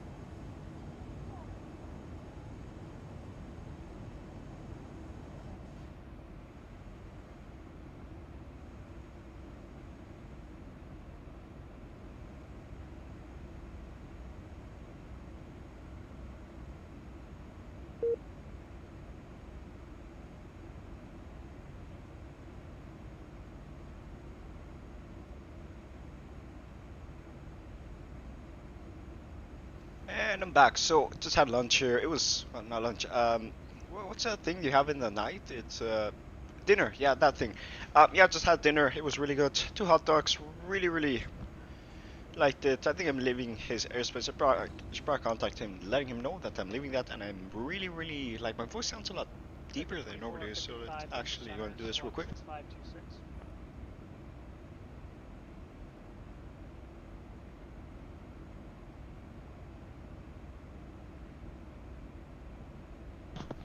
That looks better now. What if we go and click on this? I want more information on the engines, like M1, UGT, and then M2, and then FF. Don't know what fuel factor is. Is that what it really stands for? Fuel factor. That's nice. So yeah, we're pretty much ascending in around. Top of ascent is 107 nautical miles until we land. It is gonna be an interesting approach and all. I know, and hopefully hopefully you do get a greaser into this airport, even though I'm not particularly looking for a good landing here at this airport. That's more or less a pretty much a don't tell me I'm speaking on frequency, never mind. Denver Center American 1475, we got disconnected. Radio check. Should just say like American 1475. American 1475. I do have you radar contacting on just northwest of Muddy Mountain, but you're actually about to leave my airspace to the west, and Salt Lake Center is not online. Your radar services are terminated for exchange to the Sam. Roger, over to 122 for American 1475. Question: what are the odds that Salt Lake City will come online? Say again? What are the odds that Salt Lake City will come online? Not likely. Why? Why would I know that? I don't know. Isn't like Patrikios saying, do you guys communicate? Whatever. We'll go over to Advisory 122 American 1475. Okay. I don't know, cause like realistically speaking, like I'm assuming that the people in VATUSA they communicate to each other, and they might don't know, they'll be like, okay, we'll staff out the sector out, or don't know. I would definitely have to ask them out. ask them that question later. But yeah, pretty much everything looks good. Visibility, it's quite foggy. I wouldn't say it's quite foggy. The visibility is alright. But yeah, pretty much everything looks good. We've got around how many miles until we land? Let's go and take a look at that. That is 80. It's about 80. It's 80. Okay, it's 93 until we land. It looks really, really nice indeed. And yeah.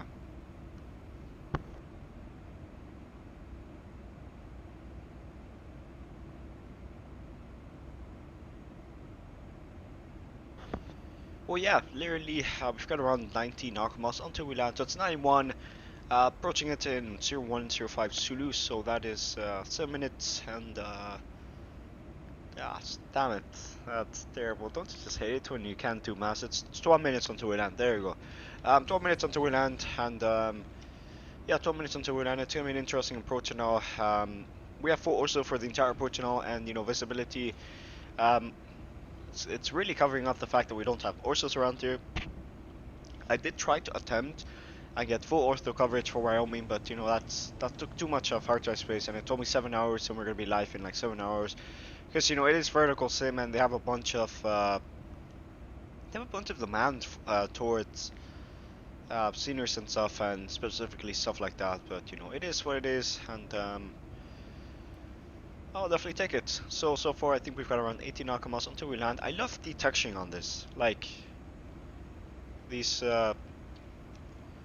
fingerprints and all and stuff. It really adds extra realism, and I really like that. So pretty much 80 nautical miles until top of send. There really isn't any much. Yeah, there really isn't any much things to do up here, apart from you know, watch the road go fly past. You know, fly past. Pun intended. Pun intended. Um, but yeah, around I think we've got like 90 nautical miles until we land. 80 nautical miles until we land. So literally me talking right there, we did still have 10 nautical miles. So that's great. And yeah, we'll definitely land there. Try to get a greaser. Don't think we have any. Oh, there's weather radar. Okay, so there is some weather to our left, so we'll keep that in mind. Should be. It really shouldn't be a factor. So yeah, there is no weather. No clouds as far as I can see. Yeah, there really aren't any clouds as far as I can see. There are some to our left. Let's see if we can spot them. Yeah, they're so far out. They really aren't a factor. So you know, so far everything should be fine. The other information, we still have like those 21 gusts of winds, and you know it is a little bit scary for me. Gusts of winds are definitely a little bit more powerful than what they are. Killer Skunk, welcome to the stream. Hope all is well, my friend. And yeah, welcome. What cruise altitude right now? Like I remember you tuning by. I think. Let me scroll up in chat. Chat has been so damn active that it's not showing me when you showed up. But yeah, Killer Skunk, welcome back to the stream.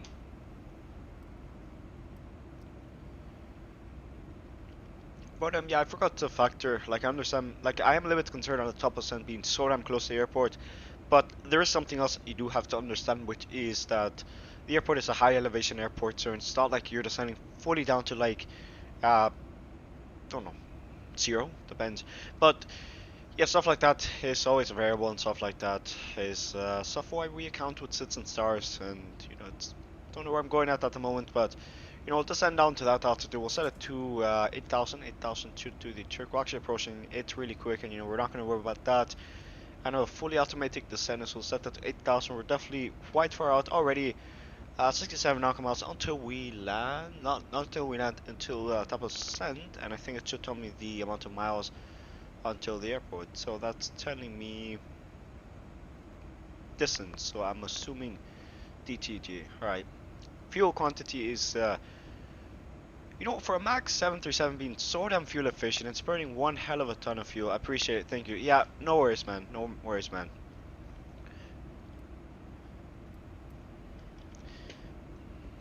Okay, so that's interesting. So Denver's offline. Salt Lake City is possibly not going to come online. I asked the controller, hey, you're part of VATU, saying stuff like that. Whatever. How is Boston Center offline? Like New York Center's online. The French, no, the Quebecese. What's the plural? What's plural for Quebec? For the people live in Quebec. Oh no, is it? Yeah, I think I might have just got it wrong because Quebec is that. I don't know if. Okay, never mind. That's definitely not part of Quebec. Okay, whatever. Um, but Damn, there's like an entire group of people flying GA around here in Volanta. That's great. Let me guess. Frame rate issues. It's literally giving me over 20, so I don't understand what's going on. Ping, what's this? Okay. Final check logs.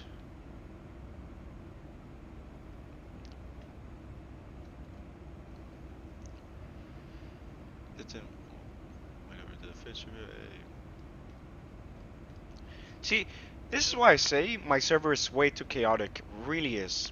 Really is. So now this guy's getting pinged to absolute demise by...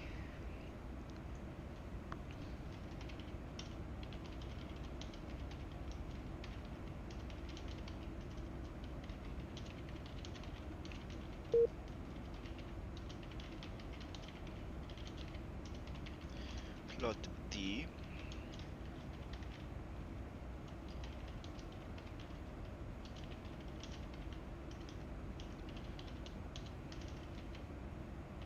That's wonderful. How? What? What? How? What? I'm being accused. This guy has to be joking. I can't take him seriously right now because he decided to ping this guy so many freaking times. I don't know. Maple Levy. Oh, the guy's probably going on live online right now. That livery looks absolutely sick. Now, I don't know, Maple, if you're watching this, but I just looked at your thumbnail for your stream and oh my god, does that look good? Man, I love that. I would fly along, but I don't have an aircraft and I want to do it in Volanta.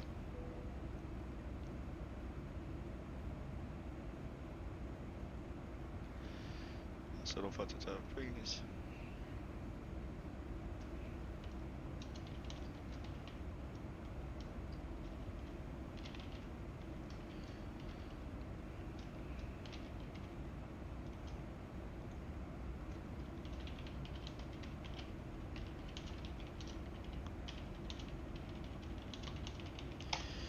Damn it, chaos, absolute chaos. Your server is, yes, I know.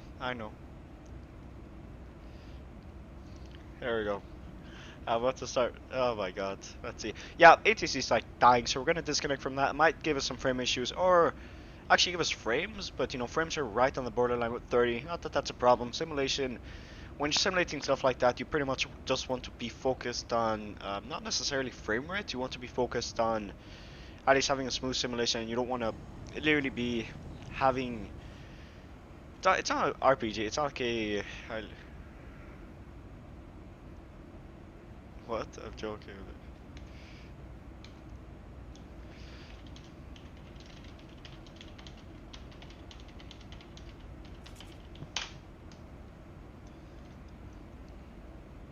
Yeah, I know, don't... Oh, yeah, I understand.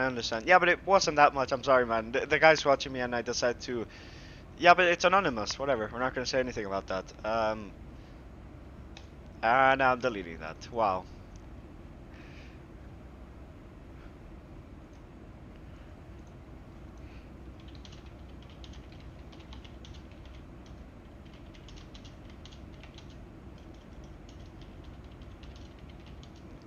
Wow.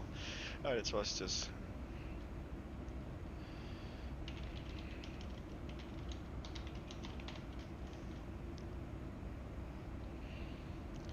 I'm about to freaking cost care. Okay, whatever.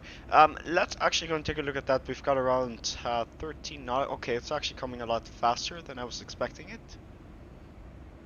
Okay, so alright, 20 knots until we land. Really is looking nice.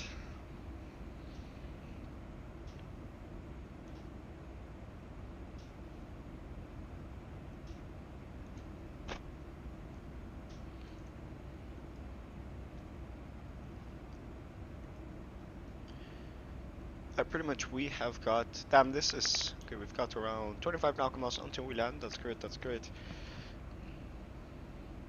In the ridge, isn't that looks like ALX? LX, not ALX, it's LX. Oh my, LX.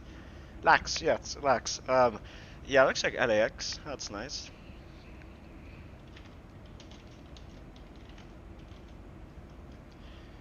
Really, how is that a damn rich neighborhood? I'm looking at the screenshot and those buildings there, they don't look like they've had they've definitely had better days, but yeah. 20 nautical miles until we go. We have the Orsals not coming into view any second now, but looks really nice. We've got grass. It's great. Really is.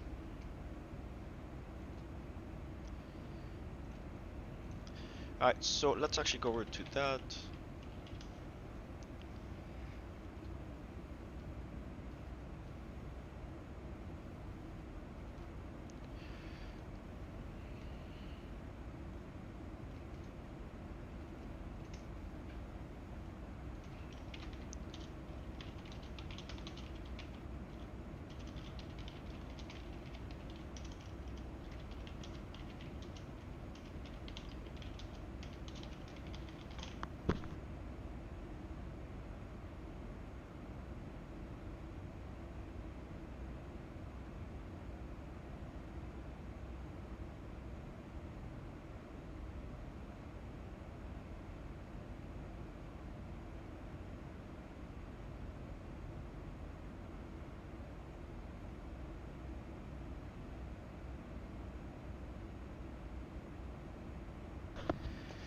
Alright, pretty much we have got around 10 nautical miles until we land. Horses are not into view, but you can pretty much see the elevation around here. Let's actually click on weather radar, terrain radar, and I think as far as I'm aware of, it should show terrain any second now. We're definitely too high up.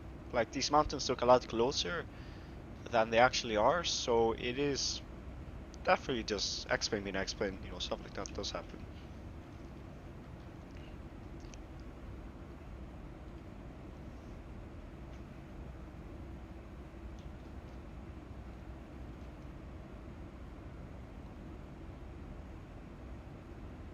Why is this guy? Why do you want to go to Ontario? Like, whatever.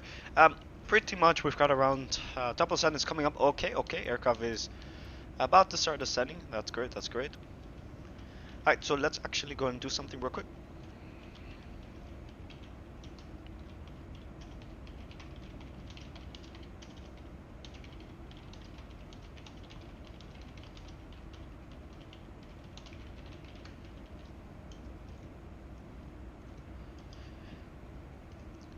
Alright, double send is coming up, so I think we've got around, it should pretty much come here, so 3.7, so we've got 3.5 now comes until we land.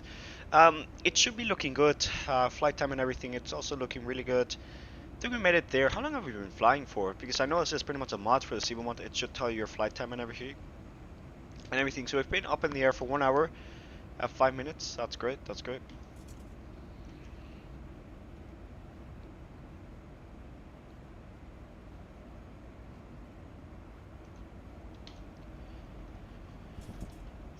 Throttle's been retarded. Aircraft is ascending via the we don't have a star, so pretty much what we're doing at the moment is pretty much just having the aircraft follow this waypoint because it knows it has to be at this waypoint at flight level 800. But you can see the terrain radar coming into view.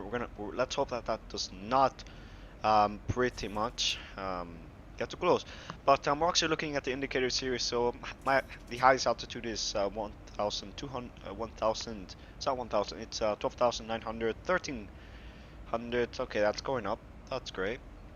The lowest is 9,300. That's honestly really, really high elevation up here. But you know, it's really interesting flying into airports like that. Definitely is great. What do we have? Because like I'm checking the Avi tab here and I can't see. Oh, there it is. Because like the aircraft pretty much just blends in with the map, so it's really difficult finding it. So where's the airport at? It's got to be. Oh, there it is. It blends in with the map. It's not the best color, but I guess it works. Okay, so it's right there. So the VOR, which is 115.4. 115.4.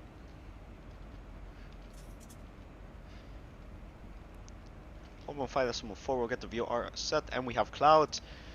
That's looking interesting. Let's actually get an ADF set. What ADFs do we have around here? ADF. Is an ADF like a flight school around? So it's 392. 392. 392. It says ADF1. Oh, it does. Yo, that's freaking amazing. I don't think it can tune into that anymore because I think we just passed it, so it should actually okay. You know, ADFs aren't that bad. You know, I remember making comments on, oh yeah, ADFs are terrible. But you know, they really aren't that bad. You know, I really like them more than VRs, honestly speaking, because they pretty much guide you toward that. And, you know, VRs, they can have DME stuff like that. But they was alright for what they are. And as a matter of fact, I think they are, I think you can lock into anyone. So if I go over to, I don't know, we'll try the, is there a VR around where I live? There is not a VR around here. That's disappointing. Oh, there it is. 221. We'll try 221. Let's see. 221. 221 should do a trick. Let's see. 221. There is no way we just locked onto that. No way. Well, that's great. You know, ADFs aren't that bad. So they pretty much just locked onto it. That's great. How do I verify that it is, realistically speaking, the right heading? So if I take a look at that, so we pretty much headed right around there, and it's pretty much right behind. Damn. Yeah, I take all my comments back about what I said about the ADF. They're really not that bad, honestly speaking. But I'm going through clouds. Temperature should be telling us that we should go and turn on anti-ice, which we will. 1, 2, 3. Window heat also on. Well, it's all clouds for now. That's great. Really is. How deep are these clouds? Alright, they're pretty deep. We should clear them out. And let's see, do we have the airport in sight? Right, so those are OSUs over there as far as I'm aware of, so that's great. Pretty much everything looks good descending via this. We've got 39 nautical miles until we land. Really is looking nice. So let's actually go ahead and go over to that. We've got 1 hour and 9 minutes in the air, so that's good. We'll actually go and set a new and updated V speed to 140. That's going to be that for today, and pretty much everything looks good. Let's go ahead and do a nice little view when we approach.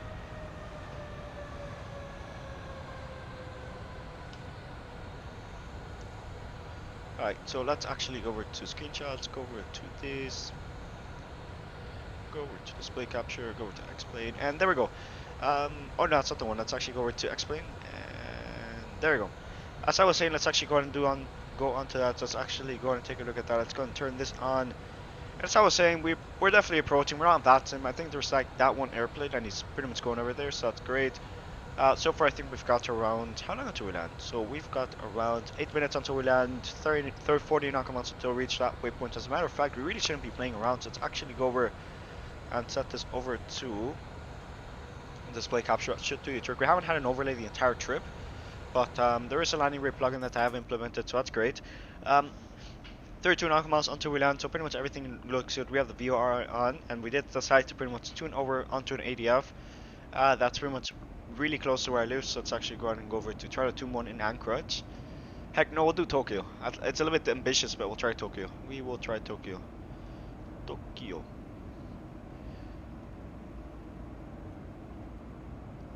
Alright, sir, there's an ADF around here. So ADF, what do we have? Okay, we'll try 366.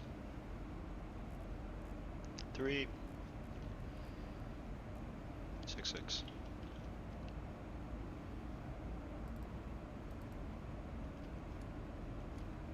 Okay, so it does have its limitations, so it can't tune onto that. What is it? Maybe it's because it's limited and it can't go past that line, so it might. Let's try something in Europe. We'll try. Shit, okay, we're getting really close. Let's actually go over to. Okay, we'll try 356. 356.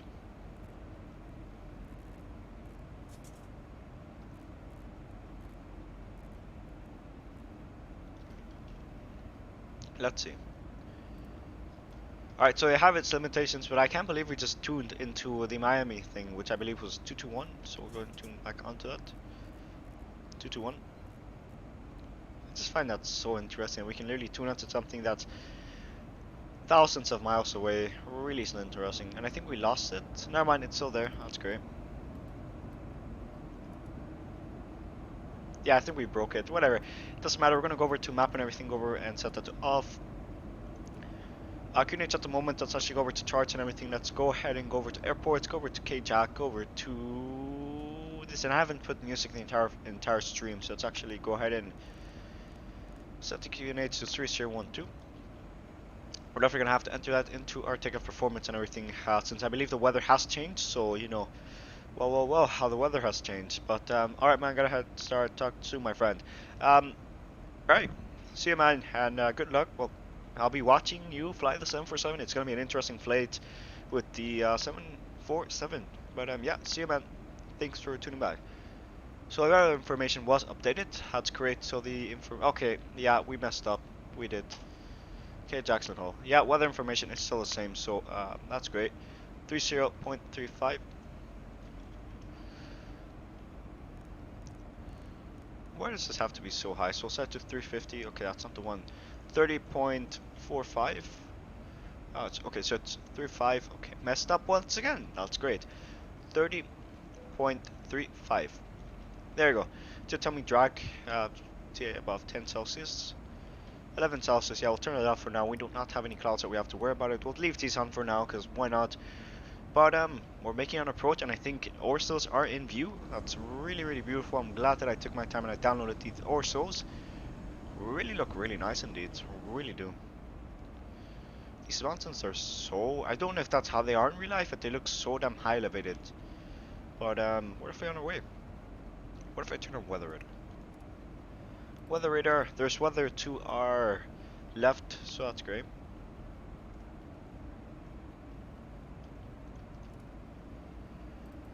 Why is terrain radar not popping up? There's clearly terrain around us, yet it does not want to pop up. That's interesting.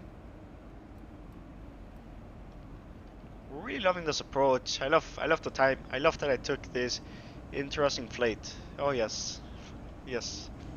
Yeah, I'll be right back. I gotta go to a restaurant. I don't know what's going on with my nose. I'll be right back.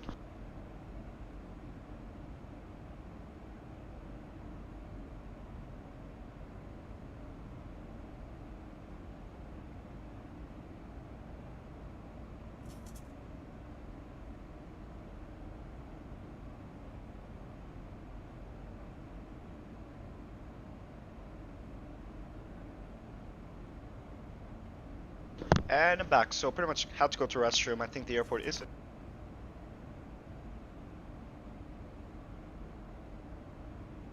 Don't know what's going on. So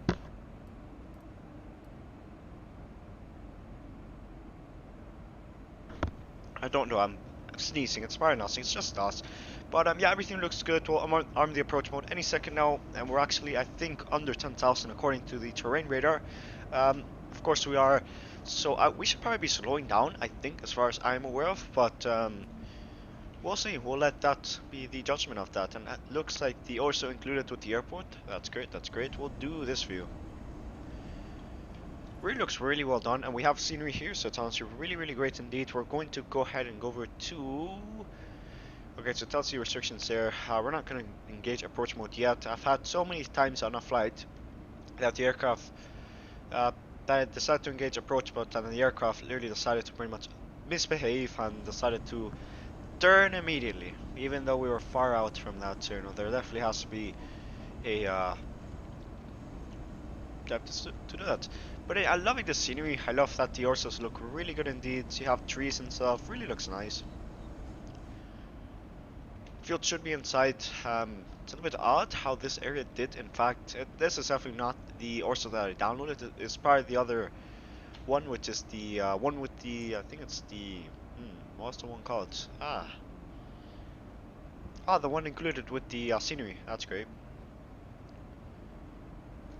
Alright, there you go. It's giving us a red warning because it tells us that the terrain is higher than we are, and to keep a good eye with that, and the aircraft just decided to bank out a little bit. That's not good. We're definitely getting a little bit too close for this mountain. Let's actually tune over to that VOR. VOR is tuned on to... I'm definitely going a little bit too fast. Where am I lacking? We're going to slow down the aircraft to 200. Weather, that's great. That's great. Weather really wanted to say hi to us. That's really great.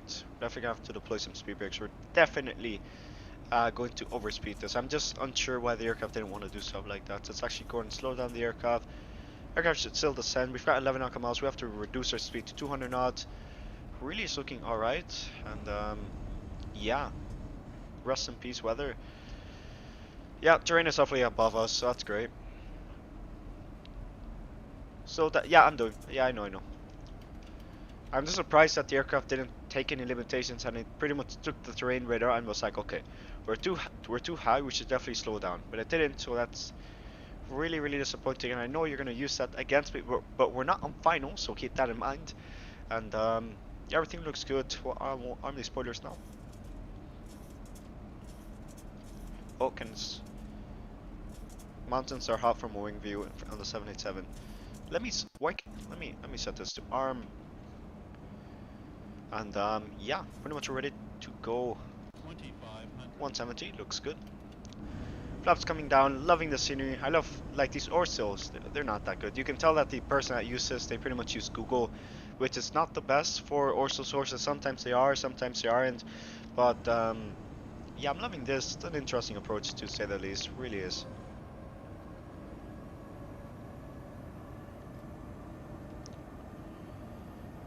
Okay, we'll reach that and then I'm gonna go ahead and engage the approach mode. I believe the field should be, where's the field at? So field should be, where's the airport at? Calm. What do you mean calm? I'm calm. I know that these mountains are too high. That's interesting. So it tells you how high the, how are those out? So the mountains are 11,000 feet, so that's great.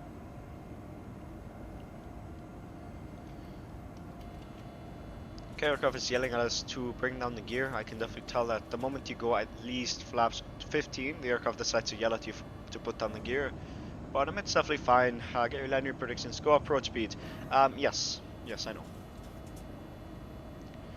Approach Vera, everything looks good. We're going to go ahead and go over to approach. Looks good. Yeah. Okay. Suppose. Oh, I did it. Oh my god, I didn't look at. Did you edit that and then type it out like that? That's really interesting. No, let's not go flaps full. Let's not go flaps full. Let's not go flaps full. How's the non-existent state? I have no feelings for the non-existent state. You know, if you really want my honest opinion, that's what I gotta tell you. Alright, the moment we start turning, we're gonna arm the approach mode any second now when this gets a little bit closer. But Matt726, welcome to stream. If you could go and like the stream, that really would be appreciated. I think we're reaching 15 by the end of the stream. That really would be great. And turning approach mode on.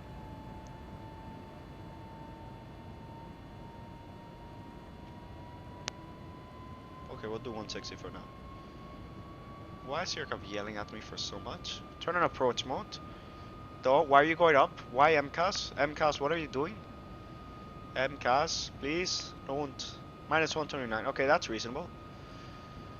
What? MCAS, stop. Stop. I'm taking manual control. Damn you, MCAS. Damn you. Really have to pretty much mess up such a perfect approach. Yeah, damn MCAS. Really is. Okay, that's the airport. The throttle's coming off. That's full. Gears coming down. I cannot guarantee a good landing because the way things are looking right now, they're not looking that good. Damn you, MCAS. Really damn you. Okay, taking manual control now. I'm gonna keep the throttle in for just a bit. I'm definitely not part of the approach now. Damn you, MCAS. You really had to ruin it. Oh, but yeah, sometimes it is bugging an approach. I think it's happened to me once before, but yeah, damn you, MCAS. Actually, as a matter of fact, if we could try to get back on the ILS, that would be great. So let me arm approach mode. So I don't think it's gonna. Yeah, whatever. We'll do fully visual now. We have fuel inside. F mod is weird here. Yeah. What? Hey, Killa, stop spamming, please. If you could stop spamming, that would be appreciated. Or else I'm gonna have to emote you, because you know you can spam it all, but come on. Yeah, don't spam that much, please. Because like if people want to say something, okay. You know, it works. Like, it's not like it's terrible. It works. If you have any doubts, like I know you make sound mods, so if you really wanted to, you could contribute. Take a deep breath. What do you mean take a deep breath? I'm fine. Heck, we'll get a butter. I'm gonna say that we're gonna get a butter. We're gonna get a butter. It's that simple. You put your mentality to it, and then you're gonna do it. Really that simple. I just want to know why the course is so damn off. So it's telling me that it should be right on. Oh, never mind. We'll just manage that. Oh, frick, we have a heads-up display.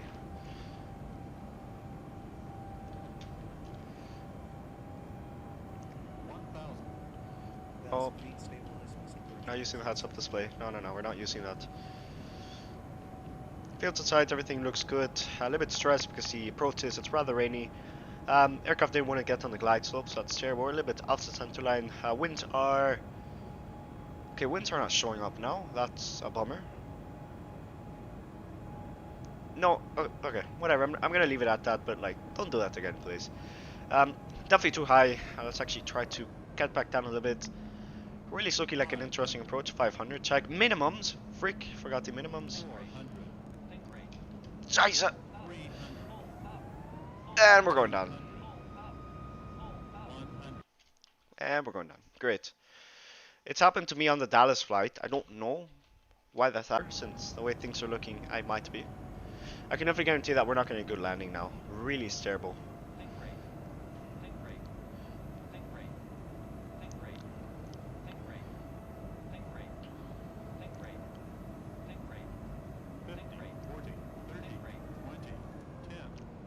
Potter, come on. Why you float? And then we ballooned. Yeah, this is not going to be a good landing at all. Really was not good. So down we go. Not the proud. Reversers green.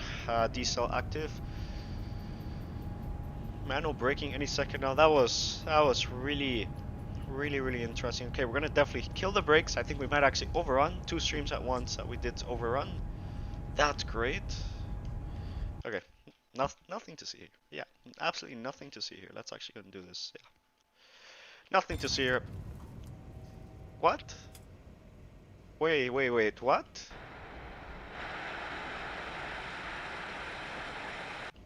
What? What just happened? What? I'm confused. Yeah, I have confusion. What the hell just happened? So we're gonna call it a good landing. I'm definitely not proud of it at all. Damn aircraft decided to. That aircraft really had to freaking act up. Okay, we're gonna end the flight here. That was really not good at all. Well, you know, um, yeah, I'm not gonna check DMs, but what just happened? What? I'm confused here. So, really, the times we've been in XPLANE, we've overrun the runway. That's terrible. Well, fine. We'll try the proper approach now. Let me check DMs. I'm possibly about to get spammed. Oh, how shit. Yeah, that was really interesting. Alright, so let's retry, shall we? Let's actually do K-Jack, and let's see how well it goes for us this time. Don't know, man. Have zero clue. So we're on approach. We tried getting the glide slope. The aircraft literally couldn't fucking couldn't maintain altitude. The aircraft would freaking sell out.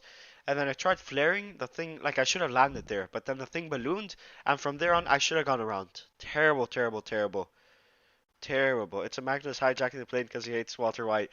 Wow, we really have to do a level up thing. But yeah, we'll load up once again. And yeah, that was interesting. That was really interesting. Yeah, Magnus hijacked it. I don't know. I don't know about Magnus, but well, I guess that's one way to land. Even though I'm not proud of it, we'll definitely redo the entire approach. Really was terrible. I'm really sorry about that. I'm glad we only had 3 people watching. You know, it could have been a lot worse if all of those 9 people watched the bad landing. You know, I'm not glad that I ended up foreshadowing our landing on approach. Yeah, I don't watch it because it's gonna be bad. And boy, at that age, well, age finer than freaking cheese, if I have to be honest. But yeah, that was interesting. And yeah, wait for that to load up, and we'll give it another shot. Really was interesting at all. Do you have the MD80? No, but I have like the default one, and the default one is called like a super. It's called like the super MD80 mod, and as far as I'm aware of it, it's okay. But you know, yeah, that's just that.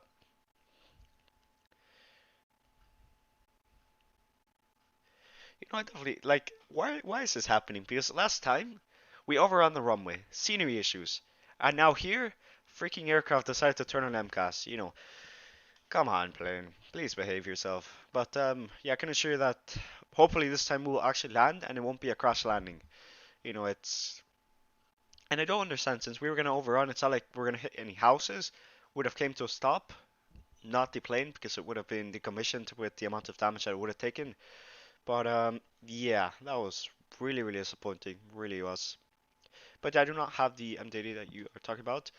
Okay, so plan is we're gonna lower the flaps. Flaps full. I'll give it a second shot now. Hopefully this does work. Why did the electronics just freaking die on us? Don't we have freaking generators on? What? I'll freaking start the APU. What? We have engines running. Why is it telling me that it just crashed?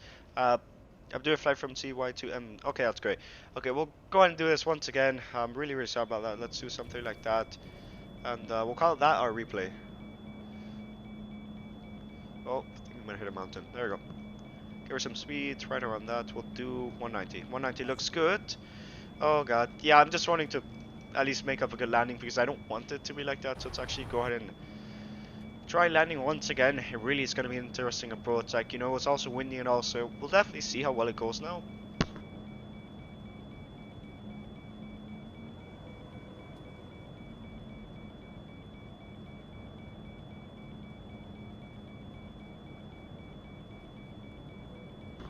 But yeah, definitely we'll try to land the aircraft once again. Hopefully we'll get a good landing now. Yeah, a little bit disappointed in that. The aircraft really stalled out on us. But we'll definitely be on the max hopefully next week, and we'll see how well it goes that time. Really is going to be interesting. We're doing 126. Yeah, we're definitely a lot lighter than we were last time, so that's great. Filton site, 12 o'clock.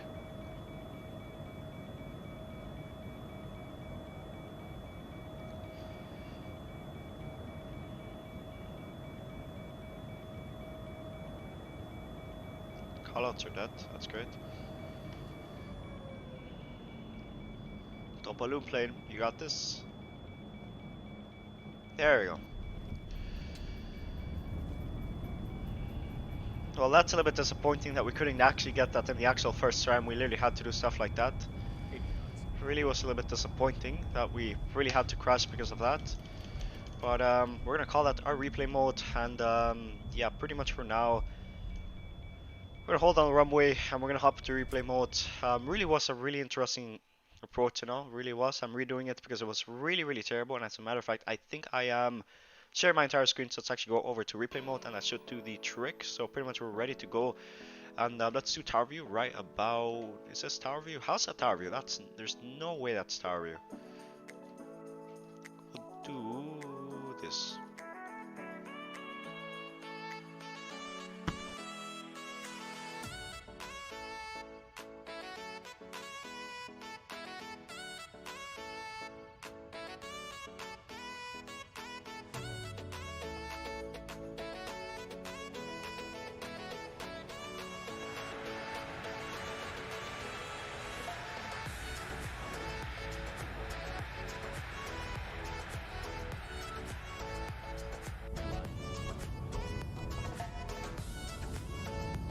Yeah, I've definitely got to say that, you know, this could have been a good landing, and I know that I'm perfectly capable of it, but, you know, it's really disappointing that this aircraft really had. Well, it's not the aircraft, it's a bunch of factors there, but, you know, you can see that we made it. It really was an interesting landing at all. And, you know, welcome to, we'll do one final review, we'll do the run review. Is this really tired? What is this? Okay, so it's a helipad. Okay, we'll do this view.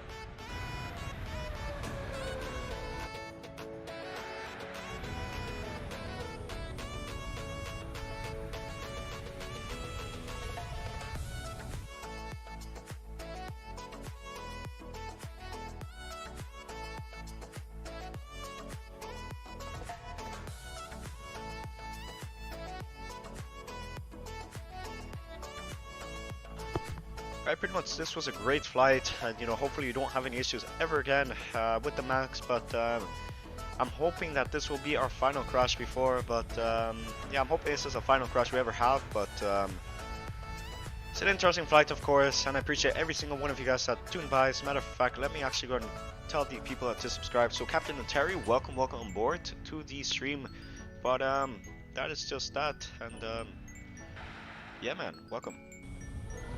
Let's do this for you. We'll do this for you, and we'll pretty much encapsulate literally every single event that happened here. But I am out. Appreciate every single one of you guys that decided to tune by the stream, and I'll see you guys on Thursday, where I'm going to go ahead and be live there. We're going to be flying the South America tour, as far as I know. We're going to be flying from... It's not even your fault. Don't worry. Thank you, man. Thank you for the reassurance. We're going to be flying from... Where are we flying? Yeah, I'll reveal that soon, trademark. But pretty much that is just going to be that. I'm going to leave you guys with this final replay, and yeah, see you guys. I'll see you guys on Thursday. Have a great day, and yeah, see you guys.